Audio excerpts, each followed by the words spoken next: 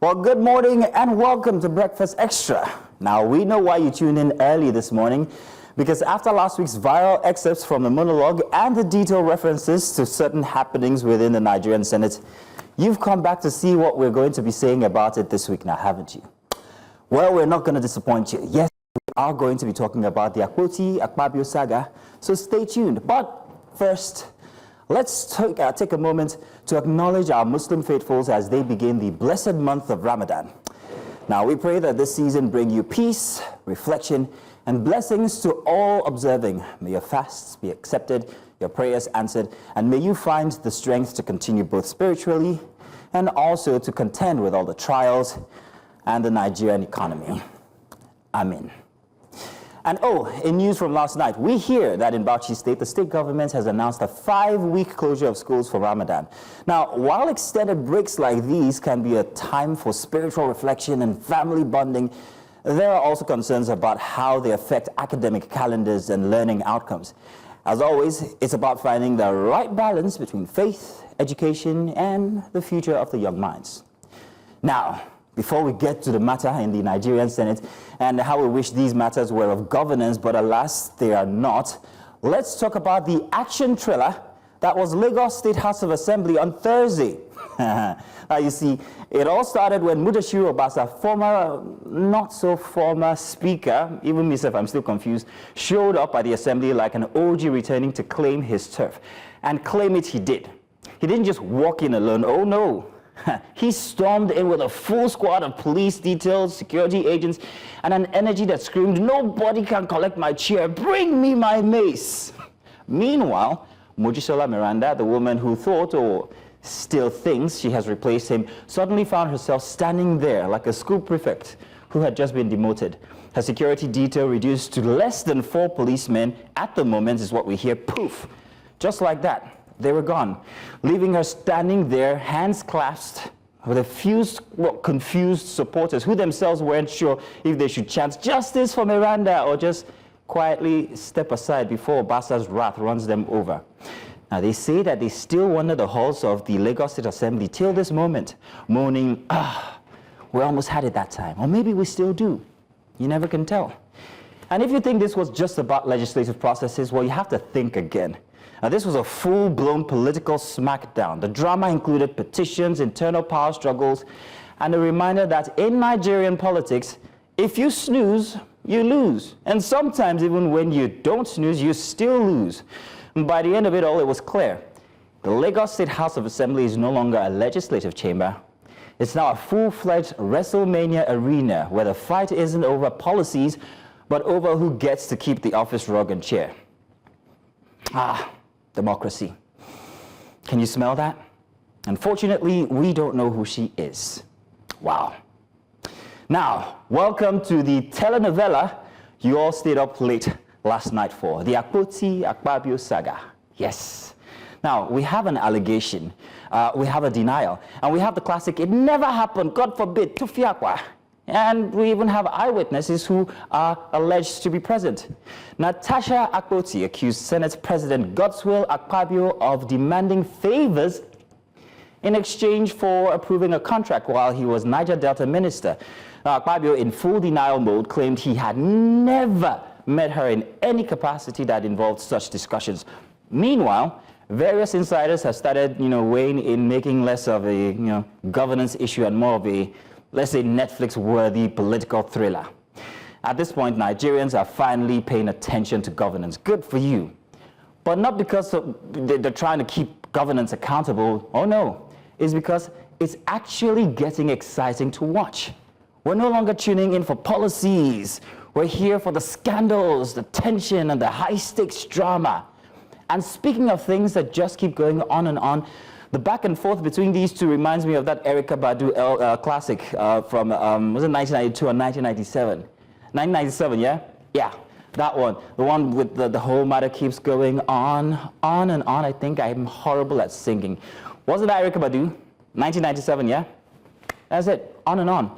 It was just what it was at the Lagos State House of Assembly. And never did I think in any case that one day would come when I'd be welcoming the thought of Erika Badu into a conversation about Nigerian matters of governance. But here we are now. Only this time, we'll tweak it just a little bit, and let's call it El-Rufai Badu saga, a tale of friendship lost. I'll explain. Now, El-Rufai and Nuhu Ribadu, or like I like to call them, El-Rufai Badu, are busy throwing not fists, but shades up and down the Nigerian political arena. On one side, we have El-Rufai throwing shades like a seasoned Twitter warrior, hinting at betrayals and broken loyalties in the APC. On the other side, we have Ribadu, now the National Security Advisor, calmly responding, "I'm too busy to wrestle with you." A response so cold, it could shut down the national grid. But I think that already happened. Meanwhile, the APC is scrambling for damage control. Here in Lagos, there in Abuja, nationally, locally, political commentators are taking sides, and somewhere in the distance, Nigerians are just here for the chaos. At this point, I can't even pretend to be shocked anymore. In fact, Judith Atibi is here. Welcome. Thank you very much, Judith, for joining us this morning. How have you enjoyed Nigeria, the series, since last week? Because at this rate, I don't know what to think anymore. Judith, have you enjoyed it so far? You're telling me thank you for joining us like I'm a guest on the show. Have you enjoyed it so far? Well, I mean, there's nothing to enjoy. You know, I mean, there's really nothing to enjoy. It's disgraceful, like the meeting that was held in the Oval Office following the supposed talk with the U.S. President, Vice President, and what's his face again? Zelensky. It's disgraceful, it's shameful, and we shouldn't be having such conversations in our governance in 2025. I bet we'll be talking about that on plenty, because that was actually something to see last night. The entire world seems to be capitulating, whether it's Lagos, Nigeria, Africa, and indeed the world when you take a look at America and everything else. But tell you what, when I get back, we'll talk about that one. Let me say this, welcome to Breakfast Extra. My name is Mazino Appeal, and let's get going.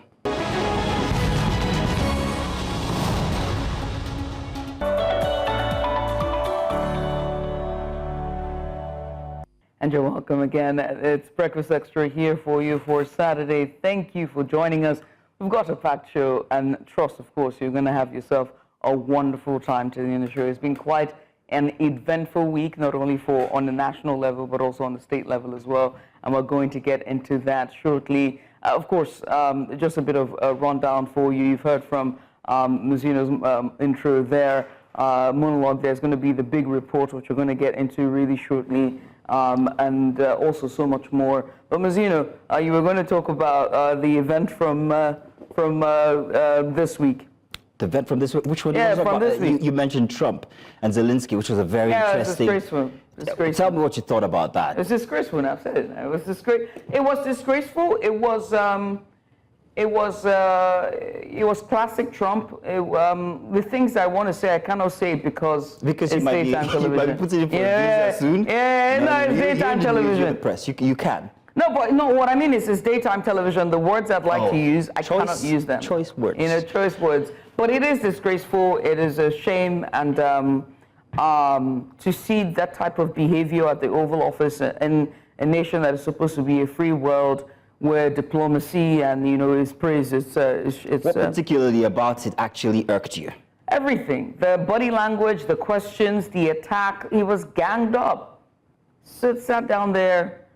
Anyway, it was disgraceful. Well, for me, it was the details about it all. The fact that everything's changed since after Biden, and now you have Trump.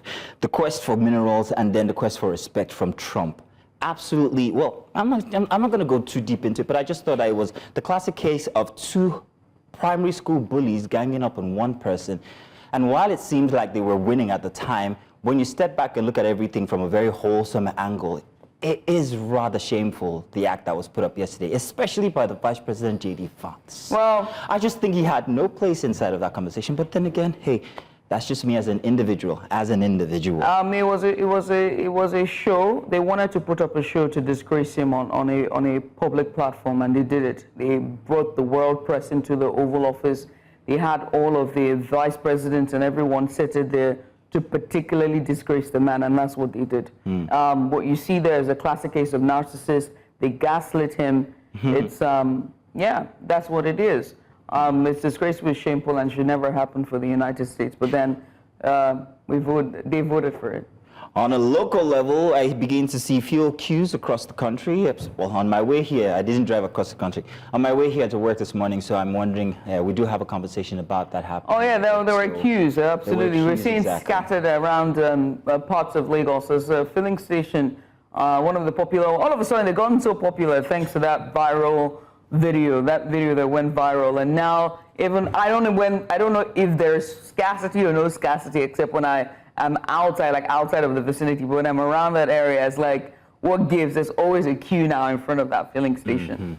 Yeah. Well, I'll tell you what, we'll be talking about these if only you stay tuned here inside of Breakfast Extra. But first, let's give you guys the dailies. I'm wondering what we're going to be beginning with. Let's see if we can flash that on your screens right now, and we'll begin with that paper for today. Yes. The Punch newspaper has the headline, North divided over Tinubu re-election as leaders take sides. At the top for the, hang on a second, this isn't for today, that was for last week, isn't it now? I'm looking at a totally different one. My apologies, let's take this one here. Lagos Speaker battles, hang on a second, apologies there. Here, thank you very much. The Punch newspaper for a Saturday. Lagos Speaker battles shifts to court as Assembly of Basa face-off devise resolution. Lawyers clash in court. GAC loses control. Security operatives take over Assembly. At the top, reinstate lawmakers. Wike's camp mocks Fubara over judgment cancelled LG polls. Minister tackles government holds Thanksgiving service. Judith, do you have a take on that one with the River State situation? The polls have been cancelled, the local government ones. Do you have a take on that? No, I just want River State, the drama to end once and for all. Yes, let's focus on the Lagos State drama for once at least. And at the very top, something that made buzz all through social media yesterday, sex for Lambo. I'll pause there for effect. Burna Boy targets ex-lover in new freestyle. I saw that one yesterday, classless if you ask me. Real reason I abandoned 16-year priesthood to become native doctor, says ex-Catholic priest. This will make for exciting reading. And deadly meal, how mischievous drug users lace friends' food with marijuana. Tinubu Sultan seek prayers as Ramadan begins today, and wife defends Akpabio after Natasha accuses Senate President of sexual harassment. Yes, stand by him. President approves 54.99 trillion naira 2025 budget hails government's progress. That's it for the front page of the Punch newspaper. What do you have, Judith? Let's see now. So we'll move on to our next paper, and that will be the Daily Independent. And for the Daily Independent, very first big one that comes at you there, the Lagos Assembly crisis. Obasa Miranda claims speakership. Oust leaders presides over plenary with 4 members. 36 legislators insist remove speaker, gone. And pass a betrayal of democracy, says Atiku. When you get to the bottom there, Sultans urges traders to reduce food prices ahead of Ramadan. Again, congratulations to our brothers and sisters that are celebrating the Ramadan period at this time. May all of our answers and our supplications be answered. Moving on, after 21 months, Buhari relocates from Daura to Kaduna. You can find that story on page 5. AFC, Nasima, CAC re-echo concerns over tax reform bills. And you can find that story on pages 3 and 5. Ban B, customers not paying enough for electricity. And that's from the minister. There you can find that story on page 19. It's pretty much just all of it for now. New petrol price reduction. You can see that at the top there from our partners, retail outlets nationwide, that they're falling prices. I think that there's from Dangote Refinery, Petroleum Refinery, retail outlets for MRS, AP, and the rest. You can find those prices and all of that just at the top there for the Daily Trust. For apparently this is Friday, 28th of. This is Friday. We got that mixed up today. We should apologize for. We apologize for that. Just to realize it was a mix-up there. It's a bit of a thing this morning, but thank you very much. Let's not do another one so we don't cross any other lines. But welcome into Breakfast Extra. Let's prime ourselves up for our very next segment, which will be our first big report for the day. Thank you very much for joining. We'll be back in a bit.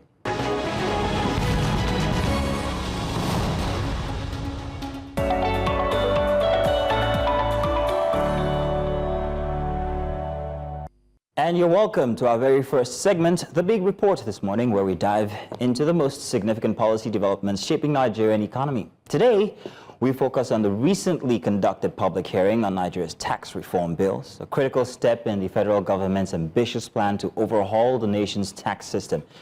Now, the Senate's deliberations on these reform bills mark a pivotal movement in Nigeria's economic strategy as lawmakers, policymakers, and industry stakeholders debate measures aimed to expanding the tax net, also improving revenue collection and fostering a more business-friendly environment for Nigerians. Now, the central theme of the hearing was how Nigeria can leverage tax reforms to propel the economy toward the Senate's ambitious goal of a $1 trillion GDP. Key proposals included broadening the tax base, enhancing compliance mechanisms, and aligning taxation policies with global best practices. However, discussions also highlighted concerns from various stakeholders, including faith-based organizations like the NSCIA, which urged amendments to ensure tax policies align with religious and socio-economic sensitivities. Now, as the country grapples with revenue challenges, subsidy removal, and also inflation, the question remains, can tax reforms be the game changer for Nigeria's economic transformation? Our News Central's correspondent Idong Joseph was on ground and covered the event. The tax reform debate has drawn mixed reactions, with stakeholders voicing both support and reservations. The union opposes. The Congress of University Academics, one of the groups that made submission, backed the need for reforms, but opposed the proposed increase in value-added tax, urging lawmakers to maintain the 7.5% rate, but instead expand the tax nets. The association also advocated for increased funding in the tertiary education sector. Instead, it advocates for maintaining the current rate of 7.5%, while expanding the VAT base to include additional taxable items that are not yet covered. This approach will prevent placing an additional financial burden on already impoverished Nigerians. Other stakeholders, including the Nigerian Investment Promotion Council and the Association of Bureau de Change Operators, took turns to make their submission, raising concerns over the expected tax burden. The Bureau de Change Operators argued that excess taxes on licensed operators should be removed to prevent further strain on the forex markets. Fear of generalization and multiplication of implication of the tax authority might extend their tax burden on licensed bureau de change as centralized by the regulated authorities. Officials of the Nigerian Customs Service, highlighting issues within the free trade zones, noted that many operators fail to comply with regulations, raising concerns over revenue losses. The sticky issue over the years has been the compliance of free trade zones operators with the provisions of the law. Amid these concerns, the Presidential Committee on Fiscal Policy and Tax Reforms assured Nigerians that stakeholders' concerns will be carefully considered. And as the hearing wraps up, the chairman of the House Committee on Finance reaffirms its commitment to ensuring that the final tax reform legislation will reflect the interest of Nigerians. Anything that you want us to provide data and the reasoning behind the provisions, will be ready to make those contributions. As members, as elected members of the National Assembly, House of Reps especially, we assure you that we will do the needful to this bill and give Nigeria a law that, of course, represents the views of all Nigerians.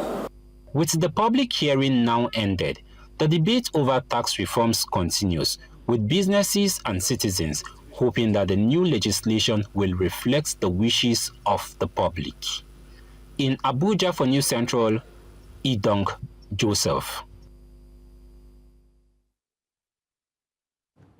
Now, to help us unpack these issues, we are joined by Saga Ibrahim, News Central's correspondent, who's been closely following the Senate proceedings and, of course, will be giving us details about what happened. Saga, you're welcome. Thank you very much. Good morning. Great to have you here again. Good morning, Mazino. Good morning, Judith. Pleasure Good morning. being on the Breakfast Show. Good morning to you. Sagir, you were also there besides yourself and Idong. Many thanks to Idong Joseph, by the way, for that report. You are also there as well. You've been our National Assembly correspondent. You covered the public hearing. I've been following this story. What were the biggest takeaways from the deliberations? And did you get a sense that lawmakers and stakeholders are aligned on the tax reform direction? Oh, thank you very much for having me, Judith. I think it's best to start with a background. All of this started, of course, from then APC presidential candidate Bola Tinubu explaining and promising that if he becomes president, he will expand the nation's tax net. We saw following his swearing in as president, him, putting together a tax reform committee chaired, of course, by Mr. Taiwo Oyedele, the presidential committee chair on fiscal and, of course, tax reforms. That snowballed into, different assessment of the Nigeria's tax system, to revamp it with, of course, a major assignment to improve Nigeria's tax net. The government, of course, wants more money, and they believe that this is the only way they can do that if they are going to, of course, achieve the renewed hope agenda. In October, it was brought, of course, to the Senate and the House of Representatives as an executive bill. It scaled first reading, which then snowballed, of course, into reactions from different quarters in the society. Governors were, furious, especially some governors from the northern side who were saying this would affect us in ways that we cannot yet imagine. Some of them called for, a little bit of they called for the government, of course, the federal government, to pump its brakes. The president should not pass this so speedily because they feel that the repercussions might not be seen now, but much later in the future. However, in spite of all of it, some way, somehow, the bill passed second reading, and this led to the public hearing that we saw, take place throughout last week from Monday up until Friday. Now, during the public hearing, of course, everybody was given an opportunity, of invited stakeholders in this case as well, were given an opportunity to air their views and opinions on what they think of the tax reform bill. Of course, these are four bills: the tax administration bill, the tax bill itself, the joint tax bill, and finally the Nigeria Revenue Service bill, which, among other things, wants to repeal the FIRS and create a Nigeria Revenue Service, which would some way bring all of Nigeria's tax reforms, or all of Nigeria's taxing system, into one umbrella to ensure that it is effectively collected and the government effectively administers it. Indeed, that has been the situation, but then these stakeholders, have been quite vocal about certain sections, certain areas, certain lines in the bill that they've not been comfortable with. Some had said, well, especially some like the Iowa Consultative Forum, like the League of Northern Democrats, had particular issues with sections that had to do with inheritance tax. Now, they have been, they've put pressure consistently on and on and on in the 5 days that the public hearing has been on. However, the chairman of the Presidential Committee on Tax Reform had assured that there's no such provisions in the bill about inheritance tax. In fact, he went on to explain that anything relating to inheritance tax was inserted somewhere around 1979. But in 1999, that was also removed when, we had the new constitution, the 1999 constitution. Onwards, conversations went on and on and on about certain paragraphs or aspects of the tax reform bill which were ambiguous, in quotes, that needed a little bit, of clarification. But by and large, I would say, from what I had observed from Monday when it began up until Friday, when, the House of Representatives concluded its own public hearing on the tax reform bill, the lawmakers, which comprise, of course, of the Committee of Finance, did not so much aside listening to these contributions from members of the society, because that's supposed to be their job. Of course, their job is to work on the bill and provide a recommendation, to the House of Representatives. Likewise, the Senate Committee on Finance is supposed to collate all of these opinions from members and other stakeholders in the society, collate it, and then, have a holistic recommendation that they will bring on the floor of plenary while the bill is considered, to pass third reading. But by and large, it's been a seamless process. I would say that all of those who were invited had an opportunity to ventilate their concerns, and hopefully we hope indeed that we see something, or a bill that truly reflects the needs, the interest of Nigerians in this case. Well, Saga, ventilate their views, very, very true. But how about a common man? Was his view represented there at this reform I ask that because the $1 trillion GDP, it's very ambitious when you take a look at it. And to think that you can get all of that from taxes alone, of course, the Northern Elders Forum have also viewed their concerns. But were there other concerns while you were at the forum? Were there other concerns regarding how ambitious this plan is?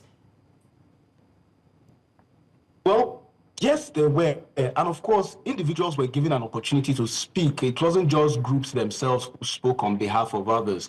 I know I saw certain individuals, professors of taxation, professors of law, who came to give their 2 cents on the bill. Now, some of them had mentioned that, well, it's an ambitious bill. Yes, indeed it is. But, you know, increasing the tax base and increasing tax itself, it's not supposed to go pari passu. In fact, one had described it, you know, as a pedal, a bicycle pedal, where when one is up, the other should be down. So if you're planning on increasing the tax base, the plan should be, you know, to reduce the tax somewhat. Hence, this would allow, you know, for more people to be absorbed into the base, thereby the government generating, you know, more taxes. Now, this, of course, were some of the concerns. Others also raised issues, you know, around taxing the rich and providing some, you know, creating some provisions for what they described as luxury tax, because, you know, his particular argument was rich individuals in the society, as privileged as they are, can afford a lot, helicopter rides, you know, going on boat rides, you know, the procurement of luxury buildings, mansions, and the likes of that. All of these luxuries should come with a form of tax that should be paid to the government, and not a basket tax that all Nigerians should pay, including the rich and the poor, thereby creating unnecessary pressures for those who may not be able to afford it, and it looking like peanuts to those who can. Well, I mean, that's really, I wanted to ask, is there a way forward in terms of alignment, right? You talked about how, you know, the lawmakers are doing this because the president, of course, has insisted, and he's very keen on, you know, increasing our taxation and in contribution to our GDP. But was there an alignment in there? Do you see a headway in these talks where it would come to fruition and everybody at the table is satisfied at the end of the day? In legislative processes such as this, it's called a public hearing because members of the public are invited, so their concerns are heard. Now, for the case of alignment, well, only time can tell, because remember initially, the Nigerian governors had prevailed on the president to at least pump his brakes and allow for wider consultations so that more Nigerians are aware of what these bills entail. Remember, there are 4 bills. They are lumptious, they are large. It contains a lot of pages, which means that if Nigerians are going to read, of course, they would need some help, some professional help to grasp everything that's in the bill. But, you know, the president in his own wisdom had said, well, if anybody has an issue with the bill, then he should ventilate these issues in a public hearing. Now, the only thing that these lawmakers can do at this point is to invite members of the public to come and be heard. When they are heard, their memorandums that were submitted to this Committee on Finance will be collated. The Committee on Finance will then vet, you know, these memorandums, these recommendations, and they lump everything together and then submit back to plenary where it will be considered. Now, unfortunately, I cannot be able to tell you 100% that there's going to be some form of alignment. But what I can say is Nigerians have been given an opportunity to ventilate, and in this case, 5 days, 2 at the Senate and 3 at the House of Representatives. Anybody that has any issue about this bill has been given an opportunity to come out and say it. The members of the committee will then collate it and then provide any recommendations they have when they finally submit their report. And hopefully it is from there we will know whether Nigerians, you know, yearnings, Nigerians' concerns were actually considered when we see the bill either pass for 3rd reading or whatever outcome happens during plenary. Then there's the issue of skepticism and poor accountability when it comes to the tax systems. And the question is how, or did they even consider discussing perhaps how they can make the public, individuals, businesses, trust the tax system more? Because currently, I I can't say that people don't trust the system. Did they have any discussions on this and how to bring people's trust back when it comes to the tax system that they're reforming? Mazino, you know, initially when it comes to government or the leadership and the lead, there's a huge trust deficit. And I believe the Senate president tried to address this issue on the very first day when, you know, he declared open the Senate public hearing on the tax reform bills. He mentioned that it's very important for Nigerians to read the bill, understand the bill, and also digest it. Of course, how that's going to be possible, well, we'll leave that for another time. But then, of course, there is mistrust. Of course, there are concerns because a majority of Nigerians really do not understand what the bill intends to achieve. It is only during forums or conversations like this that they get a glimpse of it. So what I can say is we can only hope that the National Assembly, you know, as the legislative arm of government, would do its job like the president of the Senate had promised. He said Nigerians' own is to understand, come out and raise concerns. Our job is then to ensure that the right thing is done in terms of implementation, and we hold government accountable should there be any breach. So it's only at this case that we can pray that the right thing is done and the government and the leadership stands truly by Nigerians who elected them there. Speaking of Nigerians that elected them there, there's also the issue, I mean, when you come to Lagos, they are collecting bodies. It's fair for the SMEs, you know, the people who are hawk on the street, those who have stores, who have markets, even the taxi drivers, the keke driver, the kurupe drivers, they're all being taxed every single day, right? And this is on a federal, we're talking about federal now, but when coming to state, there's taxation that goes every single day, right? And although they tout this as, you know, for the good of the nation, contributing to GDP, it's been advised numerously over the years by the IMF, but unification of this taxation, did that conversation come out at the fore as well? Was there a conversation of unifying it to the grassroots level, you know? Yeah. Yes, indeed, Judith. The conversation came up. In fact, before the bill even got to the National Assembly as an executive bill, I was during one of the interviews with the chairman of the Presidential Committee on Tax Reform, where he mentioned Nigeria was losing around 100 trillion or thereabouts, you know, to uncollected taxes. And then Nigerians were paying around between 50 to 60 different taxes, you know, on a daily basis. Now, it's all of this that, you know, occasioned the tax reform committee's work. Their job basically is to ensure that all of these different taxes that were being, some of them, of course, pre-colonial, like he mentioned, had to be put together under one umbrella to ensure for seamless collection, the employment of technology in this case to collect, to track, and also to implement, you know, among other things. Of course, the state governments also had their concern. I recall the Kano state government had also come on to mention that, well, some of the provisions is going to impede on the rights of the state tax agencies to do their job. So you see, the state governments still aren't quiet, as well as others, you know, who joined the conversation to mention this. So yes, of course, it was brought up, and hopefully when the bill is passed, we'll see somewhat of a streamlining of these different taxes to ensure that maybe from 50 to 60, like he mentioned, it's reduced way drastically, where Nigerians do not really have to pay so many taxes, especially those doing business, you know, and then it looks like they are doing business on one hand and then the government is collecting with the other hand. Right. I mean, so Gary, many thanks for such insights and your perspective on this matter. As we're talking about taxation, can Lagos State also explain that consumption fee that they do at restaurants is killing me? But Sagir, many thanks for coming on. Appreciate you. Sagir Ibrahim, he's a National Assembly correspondent, who's giving us a bit of insight on the tax reform public hearing that happened all throughout this week. Sagir, once again, thank you. My pleasure. Thank you for having me. All right. Let's go on a short break, shall we? When we return, it's going to be our very first big story for today. You want to check it out. It's about the feud scarcity. You've seen the cues. Let's get into it after the break. Stay with us.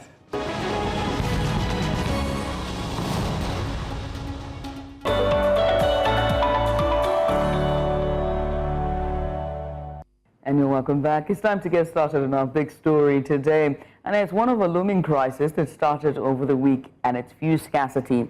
Now, the heart of the crisis is the federal government's 100 billion debt in bridging claims. owed to petroleum marketers and road transporters who distribute fuel across Nigeria. Marketers and tanker drivers are citing delayed payments, operational difficulties, and government inaction as reasons for the ultimatum, which is a 7-day ultimatum that was issued by the Independent Marketers Association of Nigeria, threatening disruptions if their concerns are not addressed. With few queues already resurfacing in some parts of the country, the situation is once again sparking fears of economic paralysis. So as Nigeria braces for potential fuel shortages, and the big question here remains, can the government avert the crisis before it spirals out of control? Now, reports indicate that there's growing frustration over alleged harassment of tanker drivers as well by security agencies and worsening transportation logistics. And so to discuss this in detail, we're joined by two analysts to help us just give us a bit of critical development and analysis on the critical development and what it would mean for the average Nigerian. The first, we're joined by Ukwadike Chinedu. He's the National Publicity Secretary of IPMAN, which is the Independent Petroleum Marketers Association of Nigeria. And also joining us is Yusuf Uthman. He's the National President of the Nigerian Association of Road Transport Owners. Gentlemen, thank you so much for joining us. Thank you. Good morning. Good morning. Good morning. Thank you very much.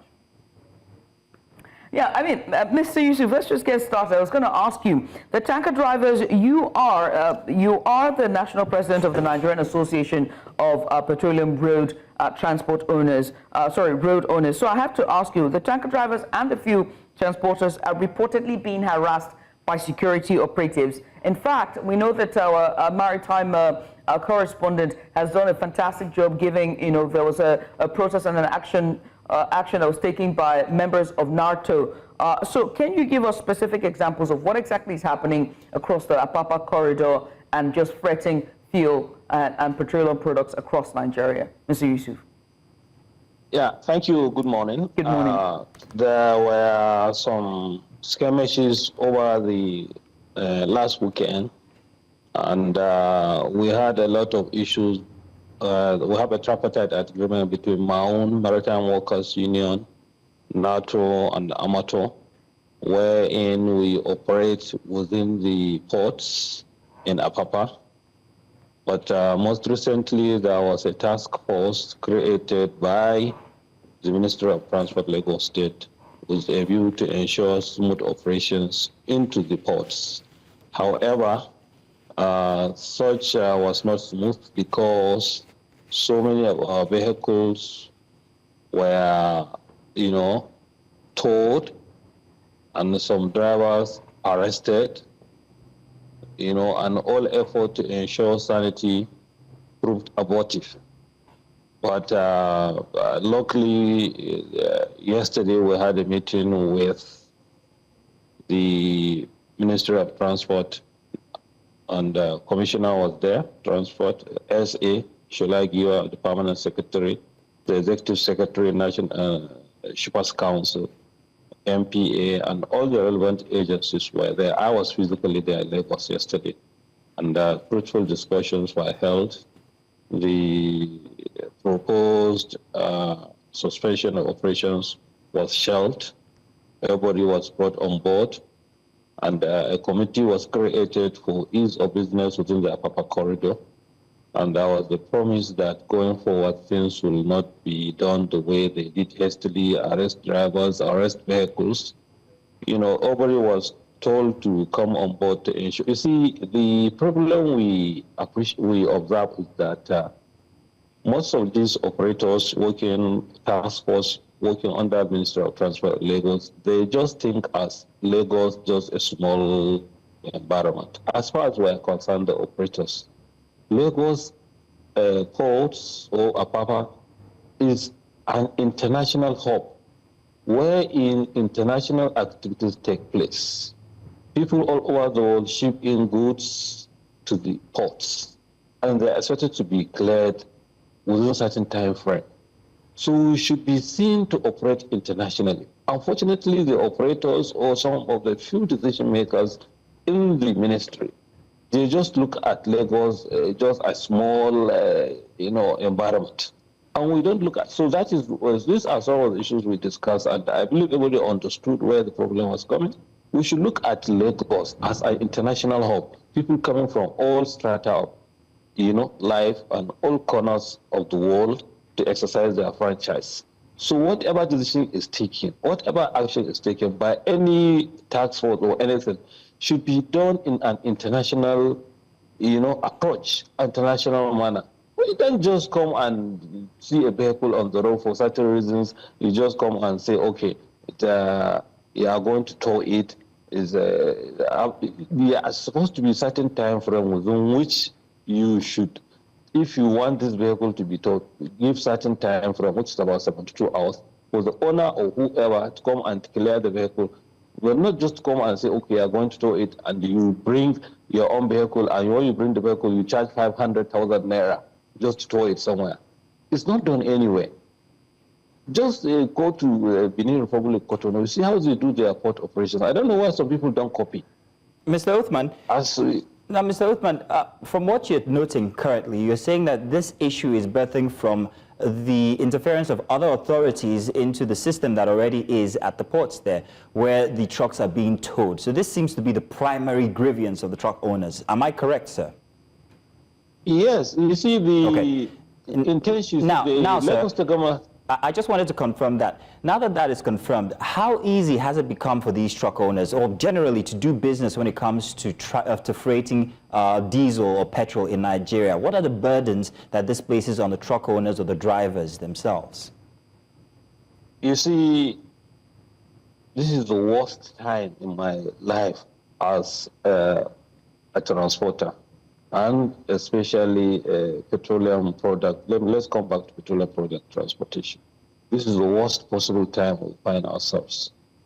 One, the vehicles are very expensive. Spare parts are very expensive.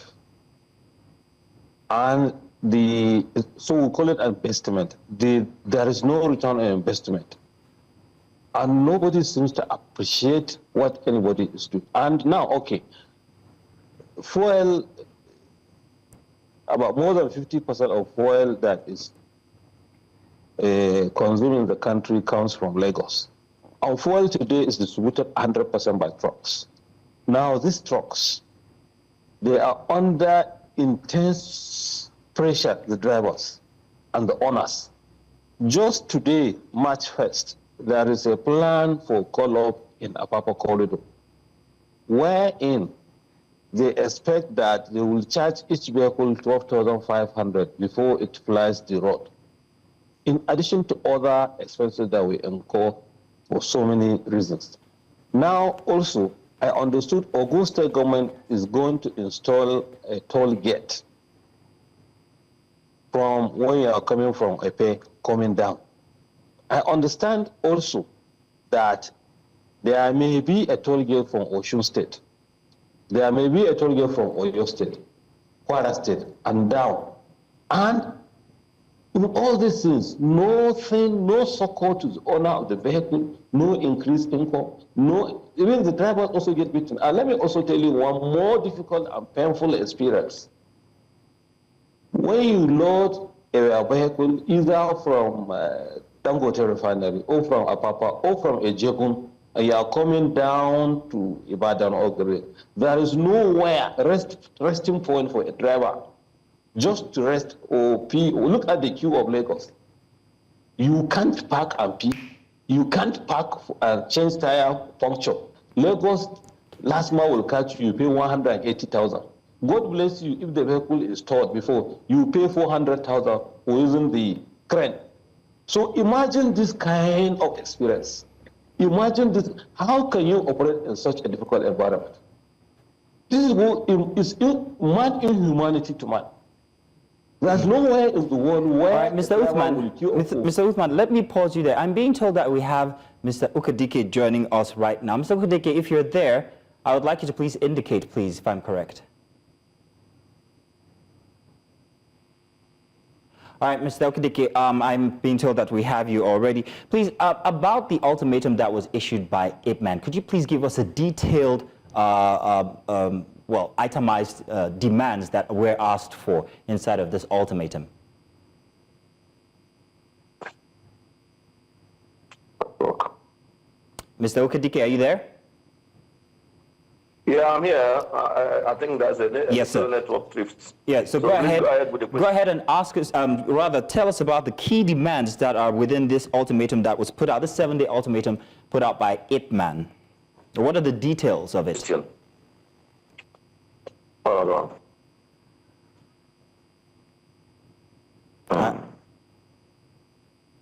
You have a very poor network here.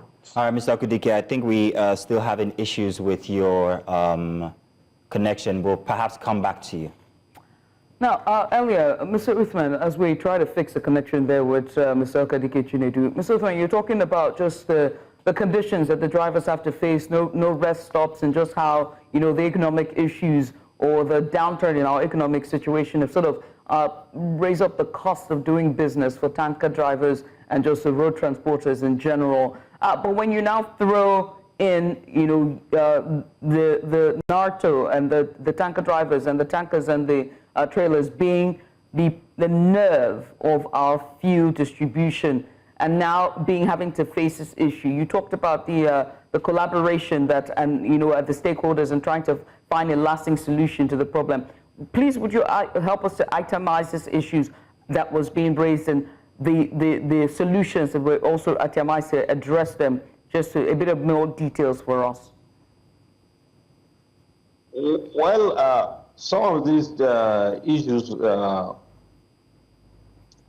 related to the ports, especially the Apapa ports, those were the issues discussed, and principally the e-collar even. According to the SA, to the governor, there were some abuses of the e-collar by some of the operators and also some of the people from the MPA, because ordinarily you have to queue up through the collar system to be able to access the ports. And there are some people who access the ports as essential service, so they bypass the e-collar was able to have a fast track. And by the time you get into the port, there may not necessarily be enough space for you, so people take undue advantage. So those are some internal problems which could be arrested immediately. But our main concern is the issue of towing vehicles, beating drivers, arresting. If you have issues as regards the truck operation, we believe should be informed, and necessary time should be given to us. If there is any vehicle that's idle or whatever, necessary hours should be given for it to clear. You see, because we operate under strenuous environment, meaning that sometimes you come and you begin, or you can have puncture, you can have, because of the heat, overheating. Naturally, every transport operation has its own issues, and they should be factored. Everywhere in the world they are factored. I just gave you an example.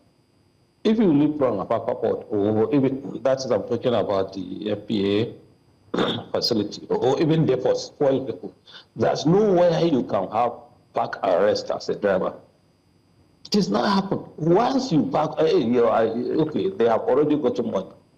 They want to come and collect 180,000 naira, and they will tow it. They will collect 400,000. So even if you want to tow it, allow us to use our towing vehicle. They said no. They want it because it's a source of income to them. So how can we operate like that? But I assure you, we had a very nice meeting yesterday, and so all the stakeholders were on board. And so many, I do not want to just come out and give the nitty-gritty because I'm not a spokesperson, but I believe sanity is being restored in that area. Now, our own other area is the e-collar for the fuel in Lekki, which was supposed to start today. Going by His Excellency, the Governor, meant well, we also mean well. We do not want the prior gridlock in Apapa to translate to Lekki. So we are on board to ensure there is smooth operation in terms of queuing up to fuel at Lake Zone, good operations, but the cost is what we are not keen in for. And we are going to follow it to any length. I've just told you, apart from this cost of 4,500 that was proposed, which we do not accept, there is another cost of tolling in Ogun State and all these things. So, and all these things will lead to increase, of course, import price. Okay. And it's not for the good of everybody. Mr. Uthman, my apologies. I'm going to have to pause you once again because I'm being told that we have Mr. Ukadike Chinedu back with us again. Mr. Ukadike, I had asked from earlier regarding the ultimatum that was put out and the details, the key details of this ultimatum. Please, I'm hoping that your network is good now so that you could tell us the details of that ultimatum. And thank you, Mr. President, NATO President, for giving an insight of actually what happened. You know, it is very pertinent at this point that government policies should also have a human face, and there should be, you know, consultation and implementation process. The problem we are having in this country is that the government might mean well by kind of their policies or the laws they enact, but the implementation policies and the implementation process becomes a very big, huge, you know, problem, because the people they are using to do this implementation might not be trained staffs and might not be able to add diplomacy to whatever they are doing. And if you look at IPMAN stand in this matter, you will find out that we are also trying to protect the masses. If you agree to pay $450,000 for towing a vehicle, invariably that cost will go back to the sales of petroleum product at the retail pumps.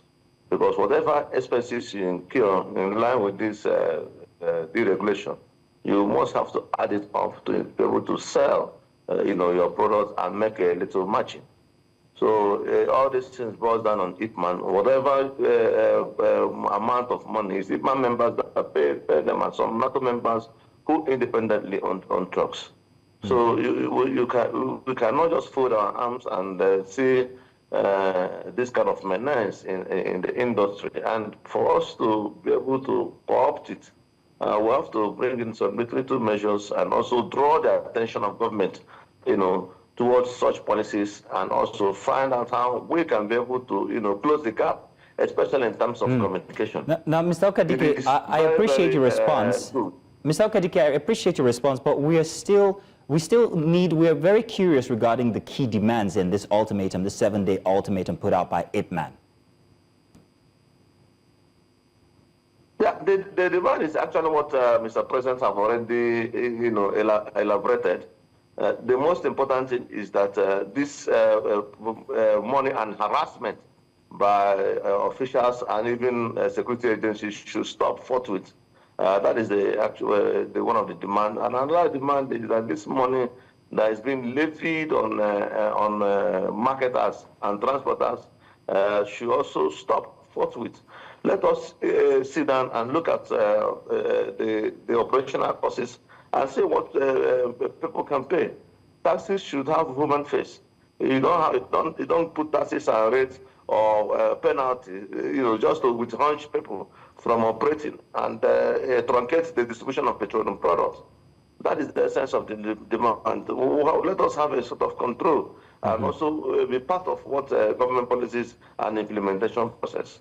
That is the essence of this ultimatum. Well, Mr. Okadike, I needed you to say that as the National Secretary of IPMAN so that we could actually have that on from the horse's mouth standpoint. Thank you very much.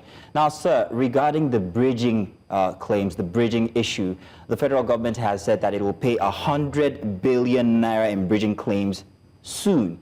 How confident is IPMAN that the government will make good on its promise? The federal government assured us in a meeting, in a brief meeting we had, in an interim meeting we had with them, that they are going to look into this bridging claims and also reiterated that the amount is not up to 100 billion.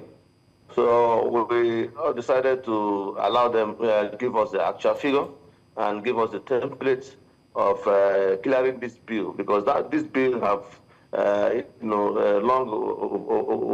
it's a backlog of millions of naira slashed in the federal government for years, which was inherited from Petroleum Equalization Fund.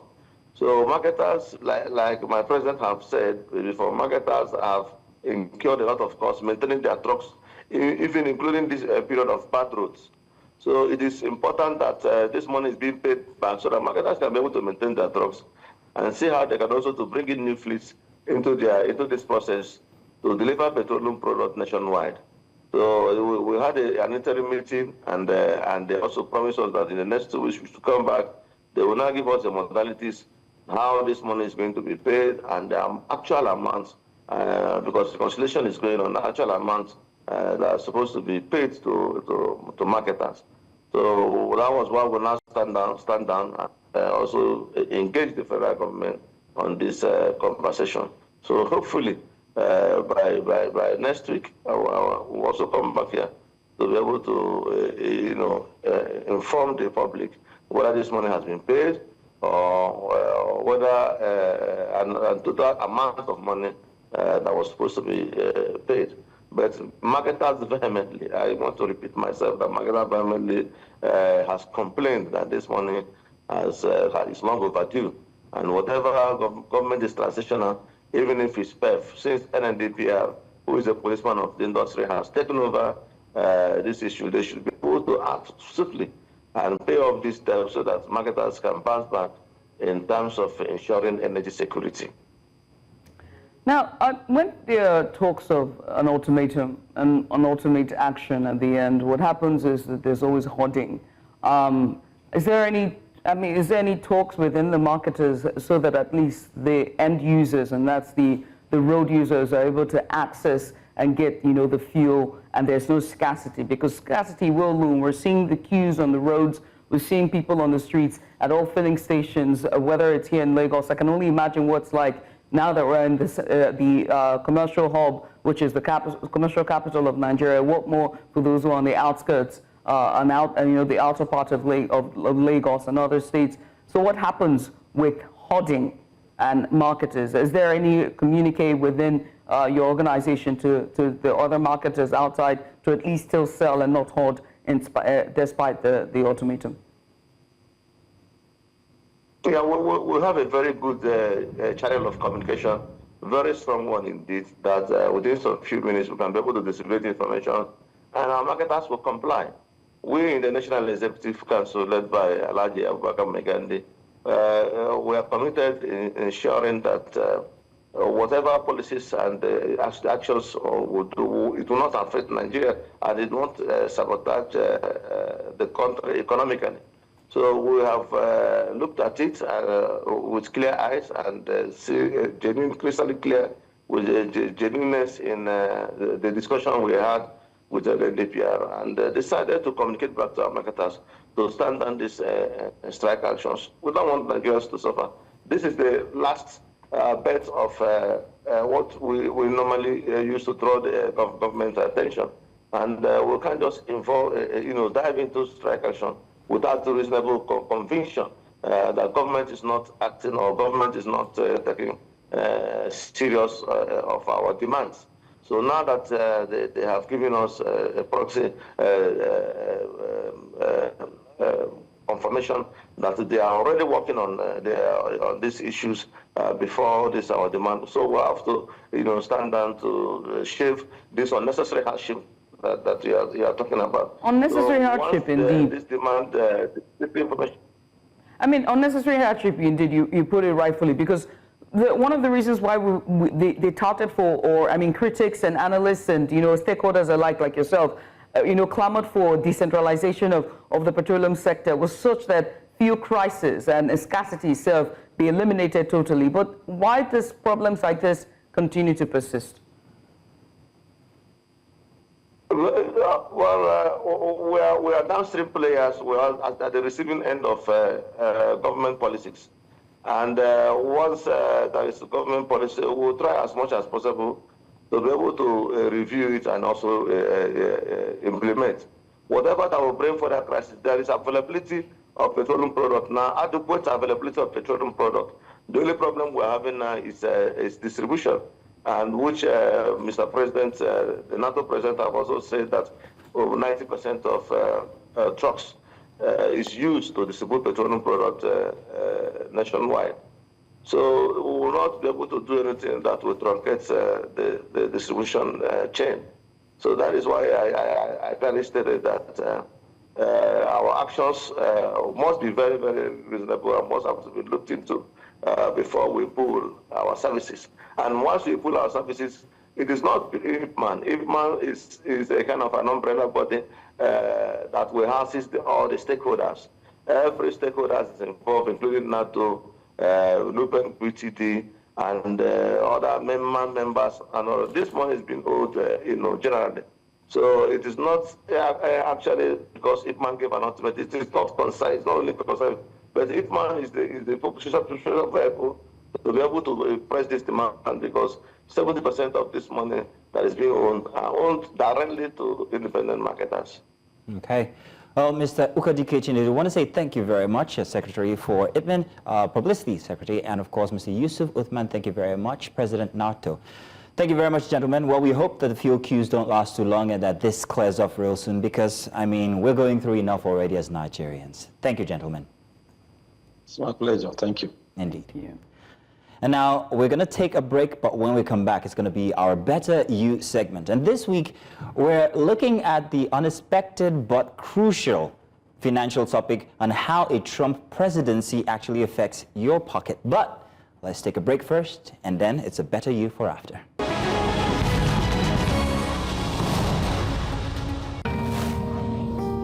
Hi! Oh my God, you're online banker.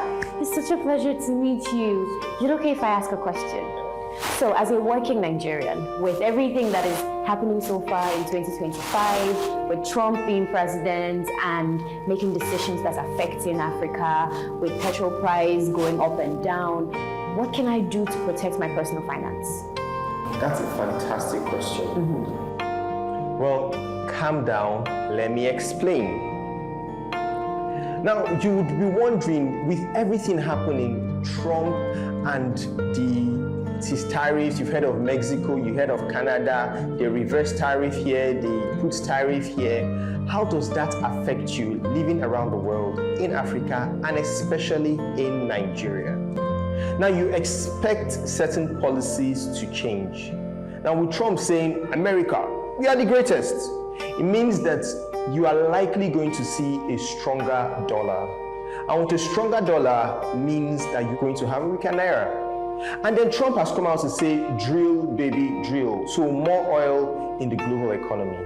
And you know what happens when there's a lot of supply and the demand is just, the same. It means that the prices are likely going to get lower. So we're likely going to see a lower oil prices, and it affects Nigeria.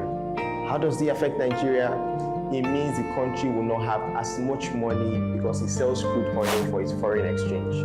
Well, how does that affect you as an ordinary Nigerian? Well, like I always say, calm down, let me explain. If you are listening to this, it means that you have some money and you're thinking of how would you protect the money in your pocket? One of the things that you must do, number one, is to actively budget. Budgeting. You need to know how much you spend in a month. You need to know where you are putting those ashwebis that you are buying for 150,000. It's time for you to tell them, I will send you 20,000 and just follow you on Zoom. You can't make it. And it's time for you to essentially cut out some expenses so that you can have more to save. And when you have that money that you've saved, what do you do with it? You need to now think of investment. There are two strategies that you must employ in investment. Number one is hedging. So you must look at the naira and say, if this naira is going to get lower, I need to actively save in something that is not in naira, in another currency's asset. asset, something that gives you money, not takes away money from you. So you must have seen Nvidia and all those stocks in the US that crashed. Look at the fundamentals of a company when you want to buy, say, a stock or an asset. Where would this company be in the next 5 years, in the next 2 years, in the next 3 years? Do they look like they are going to grow? If they are going to grow, that's where you should put your money so that you can follow the growth in assets that are not in Nigeria. Then in Nigeria, the stock market is doing good. There's real estate that people are coming together to say, okay, I have this 500,000, I have this 1 million naira that I want to invest in this place that I'm expecting maybe a 20% return at the end of the month. There's fixed deposits, there's mutual funds, there's the government's treasury bills, which is averaging above 20% now. So you can put your money in those places when you have actively saved your money. Then thirdly, you need to look back and check yourself. Okay, what are the alternative ways that I can increase my earnings? The internet is now the biggest employer of labor. It's employing all of us. Now everyone is on YouTube, everyone is on social media. The social media platforms are as active as the news channels. So how are you leveraging that to increase your earnings? The major thing that you need to do is to upskill. Upskill means don't look at it as a big word.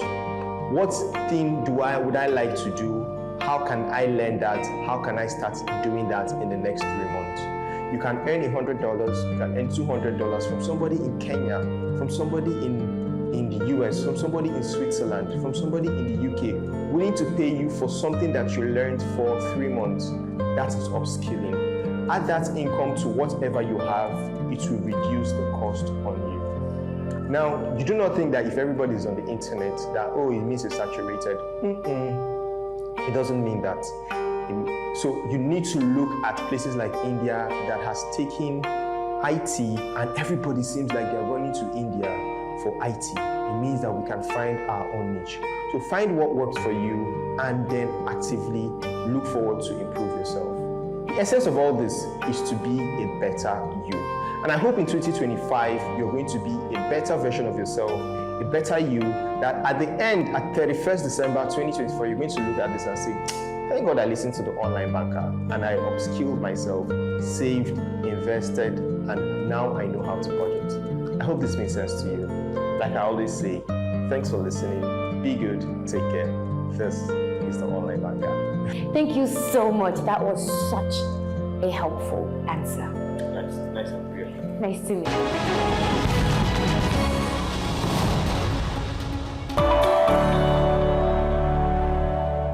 And you're welcome back. It's time for another big story, and to a story we earlier referred to as the El-Rufai and Ribadu saga, a tale of friendship lost. Now this week, the political scene is on fire as a major rift unfolds between National Security Advisor Nuhu Ribadu and former Kaduna State Governor Nasir El-Rufai. What started as subtle political jabs has escalated into a full-blown war of words, with accusations flying over power struggles, alleged betrayals, and future presidential ambitions. At the center of the dispute are claims that El-Rufai is being politically sidelined, possibly over his strained relationship with President Bola Tinubu. The former governor has reportedly expressed grievances about his dwindling influence within the All Progressives Congress, while Ribadu has dismissed the controversy, saying he is too busy to engage in political squabbles. Meanwhile, the APC has also hit back at El-Rufai, accusing him of undermining the president and the party. With the 2027 elections approaching, many analysts see this as part of a broader power play that could define the future of political alliances in Nigeria. And so to help us break down this high-stakes showdown, we're joined by Cheta Nwanze. He's a chief analyst at SBM Intelligence and is going to provide a bit of expert insight into the shifting power dynamics and what this means for Nigeria's political future. Cheta, thank you so much for joining us.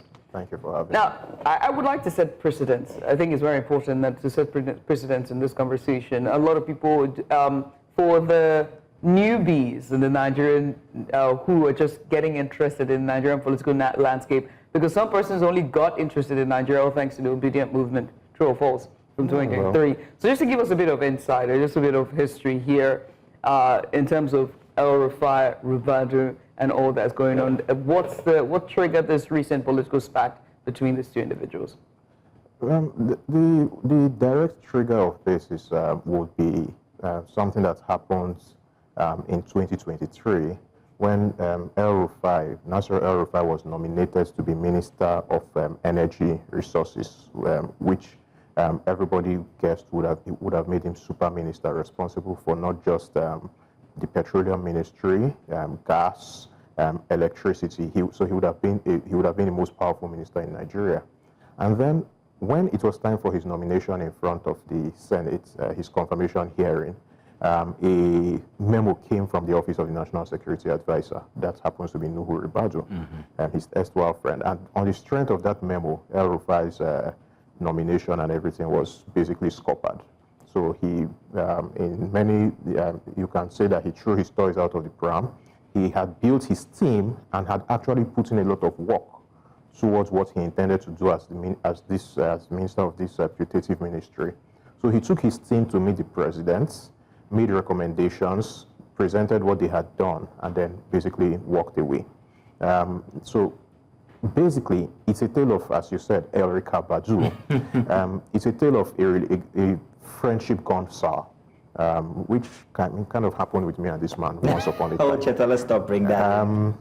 So El-Rufai and Nuhu Ribadu worked together under Obasanjo back in the day. El-Rufai was Minister of the Federal Capital. Nuhu Ribadu was the first chairman of the EFCC. But years down the line, under the government of Buhari, El-Rufai was governor of Kaduna, but was still quite influential within the federal cabinet.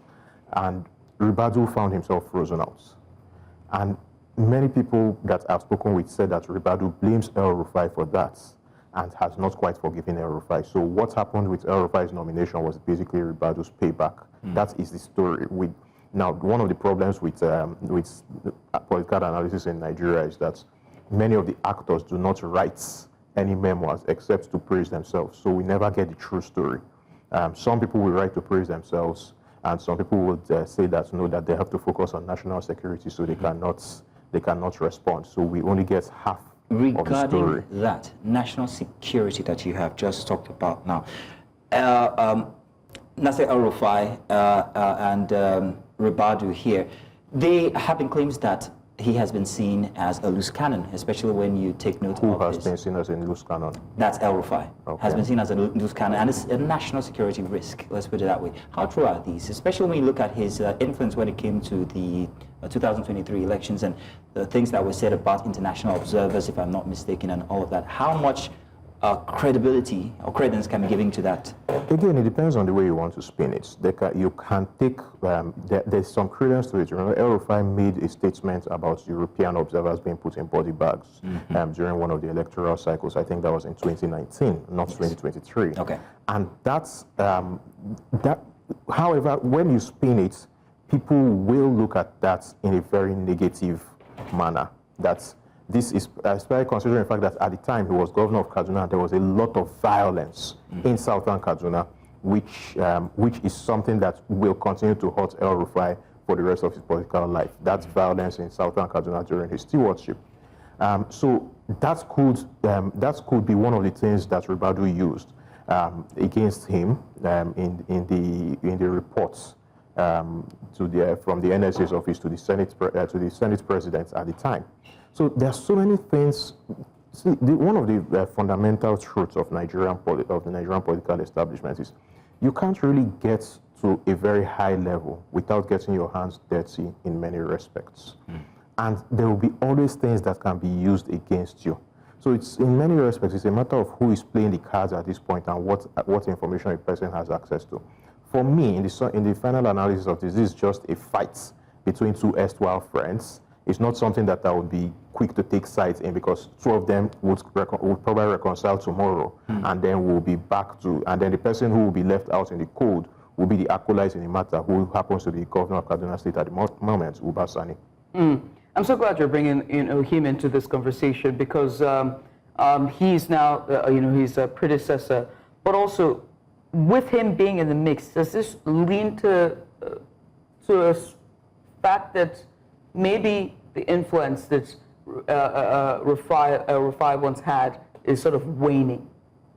So I mean, it's a classic Nigerian post-government thing, where many people, when they are governors, try to impose someone on the party as their successor in the kind of hope that they would maintain influence afterwards, and then they fall out after that. I think the only person in our post-1999 history that has successfully retained influence over his successors has been the current presidents. Pretty much the Nigerian landscape is dotted with former governors who tries to maintain, hold influence over their successors, and then there was a massive falling out. So it's basically the same thing that El-Rufai tried to pull with Uba Sani, and Uba Sani is trying to become his own man, and it's a classic case of the enemy of my enemy is my friend. No matter how short that relationship may be, Uba Sani is trying to become his own man, and then possibly, again, this is just the way it is in this country. There's every possibility that there's some truth to the allegations made with regards to the state of Kaduna's finances. So, which means that Uba Sani may probably, and I'm saying all of this very advisedly, it is possible that Uba Sani does not have much to work with.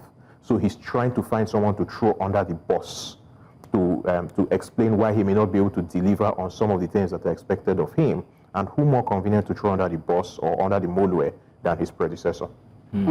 Okay. Now, if you say that El-Rufai was in the beginning, or somewhere in the beginning, narration, God made the heaven and the earth. My apologies. Somewhere in the narration, actually, Judith, nice one. Somewhere in the narration, trying to garner support or garner the possibility of becoming the most powerful minister.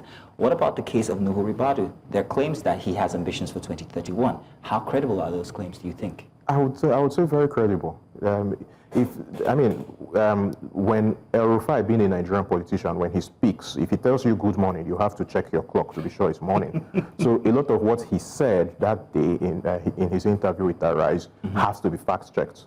But on the fact that, on the allegation that Nuhu Ribadu has ambitions for 2031, I would agree with him on that.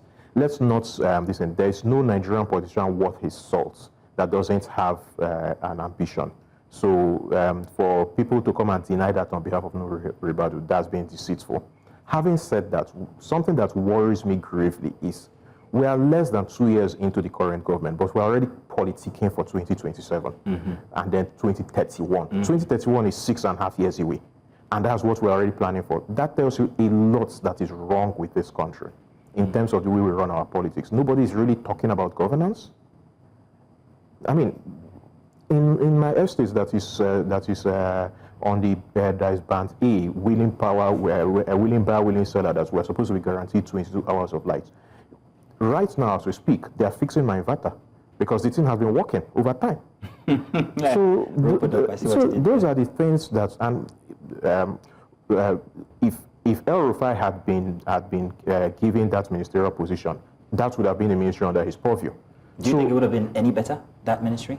I don't know, unless he would have been willing. As the FCT minister, everything that he did, the possibility that if he had gotten that position, that things could be better with that There's ministry. no argument that ever since El-Rufai left the seats of power in Abuja as a minister, that it has been downhill. There's not been, until near some Wike, in terms of infrastructural, there's building stuff and knocking stuff down. There has been no minister, all the ministers that stood between El-Rufai and Wike were terrible. So in a bad lot, he was heads and shoulders above everybody. But you can't say that he was the perfect minister for Abuja. Because you can't say Nigeria has never had a very good government. The Obasanjo government under which he served is the best in our history. But was it the perfect government? Not by any shots. So those things are relative. I think he probably would have been better than the current lots that we have in charge of power, but we can never tell. Because for me, with Nigeria's power, would he have been willing to take one critical decision and let go of this thing that we call a national grid? I don't know if he would have had if he would have been able to do that. And as long as we have this anomaly called this national grid that just doesn't work for anybody, our power problems are not going to be solved. Now, let's talk about Nuhu Ribadu and his response or lack thereof. He doesn't respond to anything. We still have a kidnapping crisis, for example. So. Yeah, it would behoove him not to respond because there's so much on his table, being the national security arresting finance executives. Say that again? I say arresting finance executives. There we go. Hey, it's still not this problem. It's still security. It's still security. The APC has all kudos to them. Right? They've expanded in terms of influence, both at the local level, state level. What I mean by local level, local chairmanship level, state level, and on the federal level. And also with the ballooning of his cabinet, the continual appointment of, we can see what APC is doing. Can I audition for minister since we're appointing more ministers? You know what? I'm with you right there. I'm with you right there on that one. But let's speak to the larger tensions here with the APC. If you compare the Buhari era to Tinubu era, and politicians seeking relevance with Tinubu's era compared to Buhari, is that what it is? Is that what we're seeing here? Politicians trying to seek relevance. We've seen that with BK. We're seeing this with El-Rufai. We're seeing politicians just come out to do some dance in the village. So I think a fundamental difference between the Tinubu administration and the Buhari administration is that Buhari was not interested. Buhari just, one of the best, in short, the absolute best picture that came out during the Buhari administration was that picture of our president picking his teeth with toothpaste. Because that was the perfect description of the president. Now, Tinubu, on the other hand, is very interested. So that means that a lot of people have to dance to attract his attention, and they have to, quote and unquote, show walking. Now, showing walking, unfortunately, does not necessarily mean in show walking in service to the people. What it means is show walking in service to the politics, keeping the APC stronger than all the opposition. And what that means is many of these people will fight themselves in order to impress Ogamo, and the country will be worse for it. So that's the short answer to your question, Judith. Now let's talk about the APC as it finds itself now. There's so much going on inside the APC, whether in Lagos or nationally. You people have two speakers in these states. we note that we're working on it, Cheta. Thank you very much. I was saying, people, you're also a foundational member of Lagos State. You need to stop. I'm Igbo. So to the matter of El-Rufai now within the APC and how he stands, and perhaps maybe the disaffection, in quote, that might be visible. What is his options currently? Where might he go? Especially with a PDP, an opposition party that doesn't seem to be owning its own salt currently. Could he realign with another party, and could it make this party a better opposition for the APC? Is this a good thing in disguise? I mean, he doesn't have much options in front of him other than to align with the successor of the PDP. The PDP is dead. The PDP is dead, the Labour Party is dead, so Nigeria desperately needs another opposition to the APC. The only question really is there enough time before 2027? The second question is, given the way Nigeria's elites behave, Nigeria's political elites, it's not about service, it's not about a better country, but it's about political positioning. Will he be able to find opportunities? Will he be able to find support in northern Nigeria? And let me expand on that. There's a sort of rough agreement that power will rotate between the northern Nigerian political elites and the southern Nigerian political elites every 8 years, which means that Tinubu gets 8 years from 2023 to 2031, and then it moves to the north. So if that cycle is broken in 2027 by a southerner replacing Tinubu or a northerner replacing Tinubu, there will be a real big fight in 2031. Many people don't want that. Many northern politicians will probably be more comfortable with holding their noses and supporting Tinubu for a second term, so that they know that in 2031, it will be going back to them. Many northern politicians will probably work against a southern politician in 2027 because of this possibility that such a person will come in and want to do 8 years, which means the South would have had 12 years. Conversely, many Southern politicians would want to, Southern politicians away from the APC would want to do everything that they can to break Tinubu's hold on the government. And then, thirdly, the question is, will an El-Rufai be happy to play second fiddle to somebody else? Let's random Southern politician, your former state governor, Ifeanyi Okowa. So Chesa, basically what you're saying is that even within the APC, there are two different bodies. Because what you're painting here you're saying two, that's conservative. I think it's more like 6. Let's start with 2 for now. But here you see a Buhari influence inside of the entire dynamics here, where they are fighting for relevance in an APC Tinubu-led structure. Am I correct? Is that what it is? Yes. Basically, Nigerian political parties, for the most part, are not political parties in the traditional sense. They are special purpose vehicles for seizing and maintaining power. So if that utility runs out, if that party cannot seize and maintain power, and that's what we're saying with the slow decline of the PDP. The PDP has been unable to wrest back power. It's going on, it's 12 years now, going on 16. So people are jumping ship to where power resides. Now, if the emerging opposition to the president is able to coalesce and is able to seize power, people will jump ship, because these are not men of principles. These are men who are after power for the sake of wielding power. Right. We've seen, you rightfully put PDP, right? And when PDP were in power for the 16 years that they were, we saw a metamorphosis of what is now APC. You know, the AC continued to metamorphose. There was coalition and, you know, convergence that now formed the APC.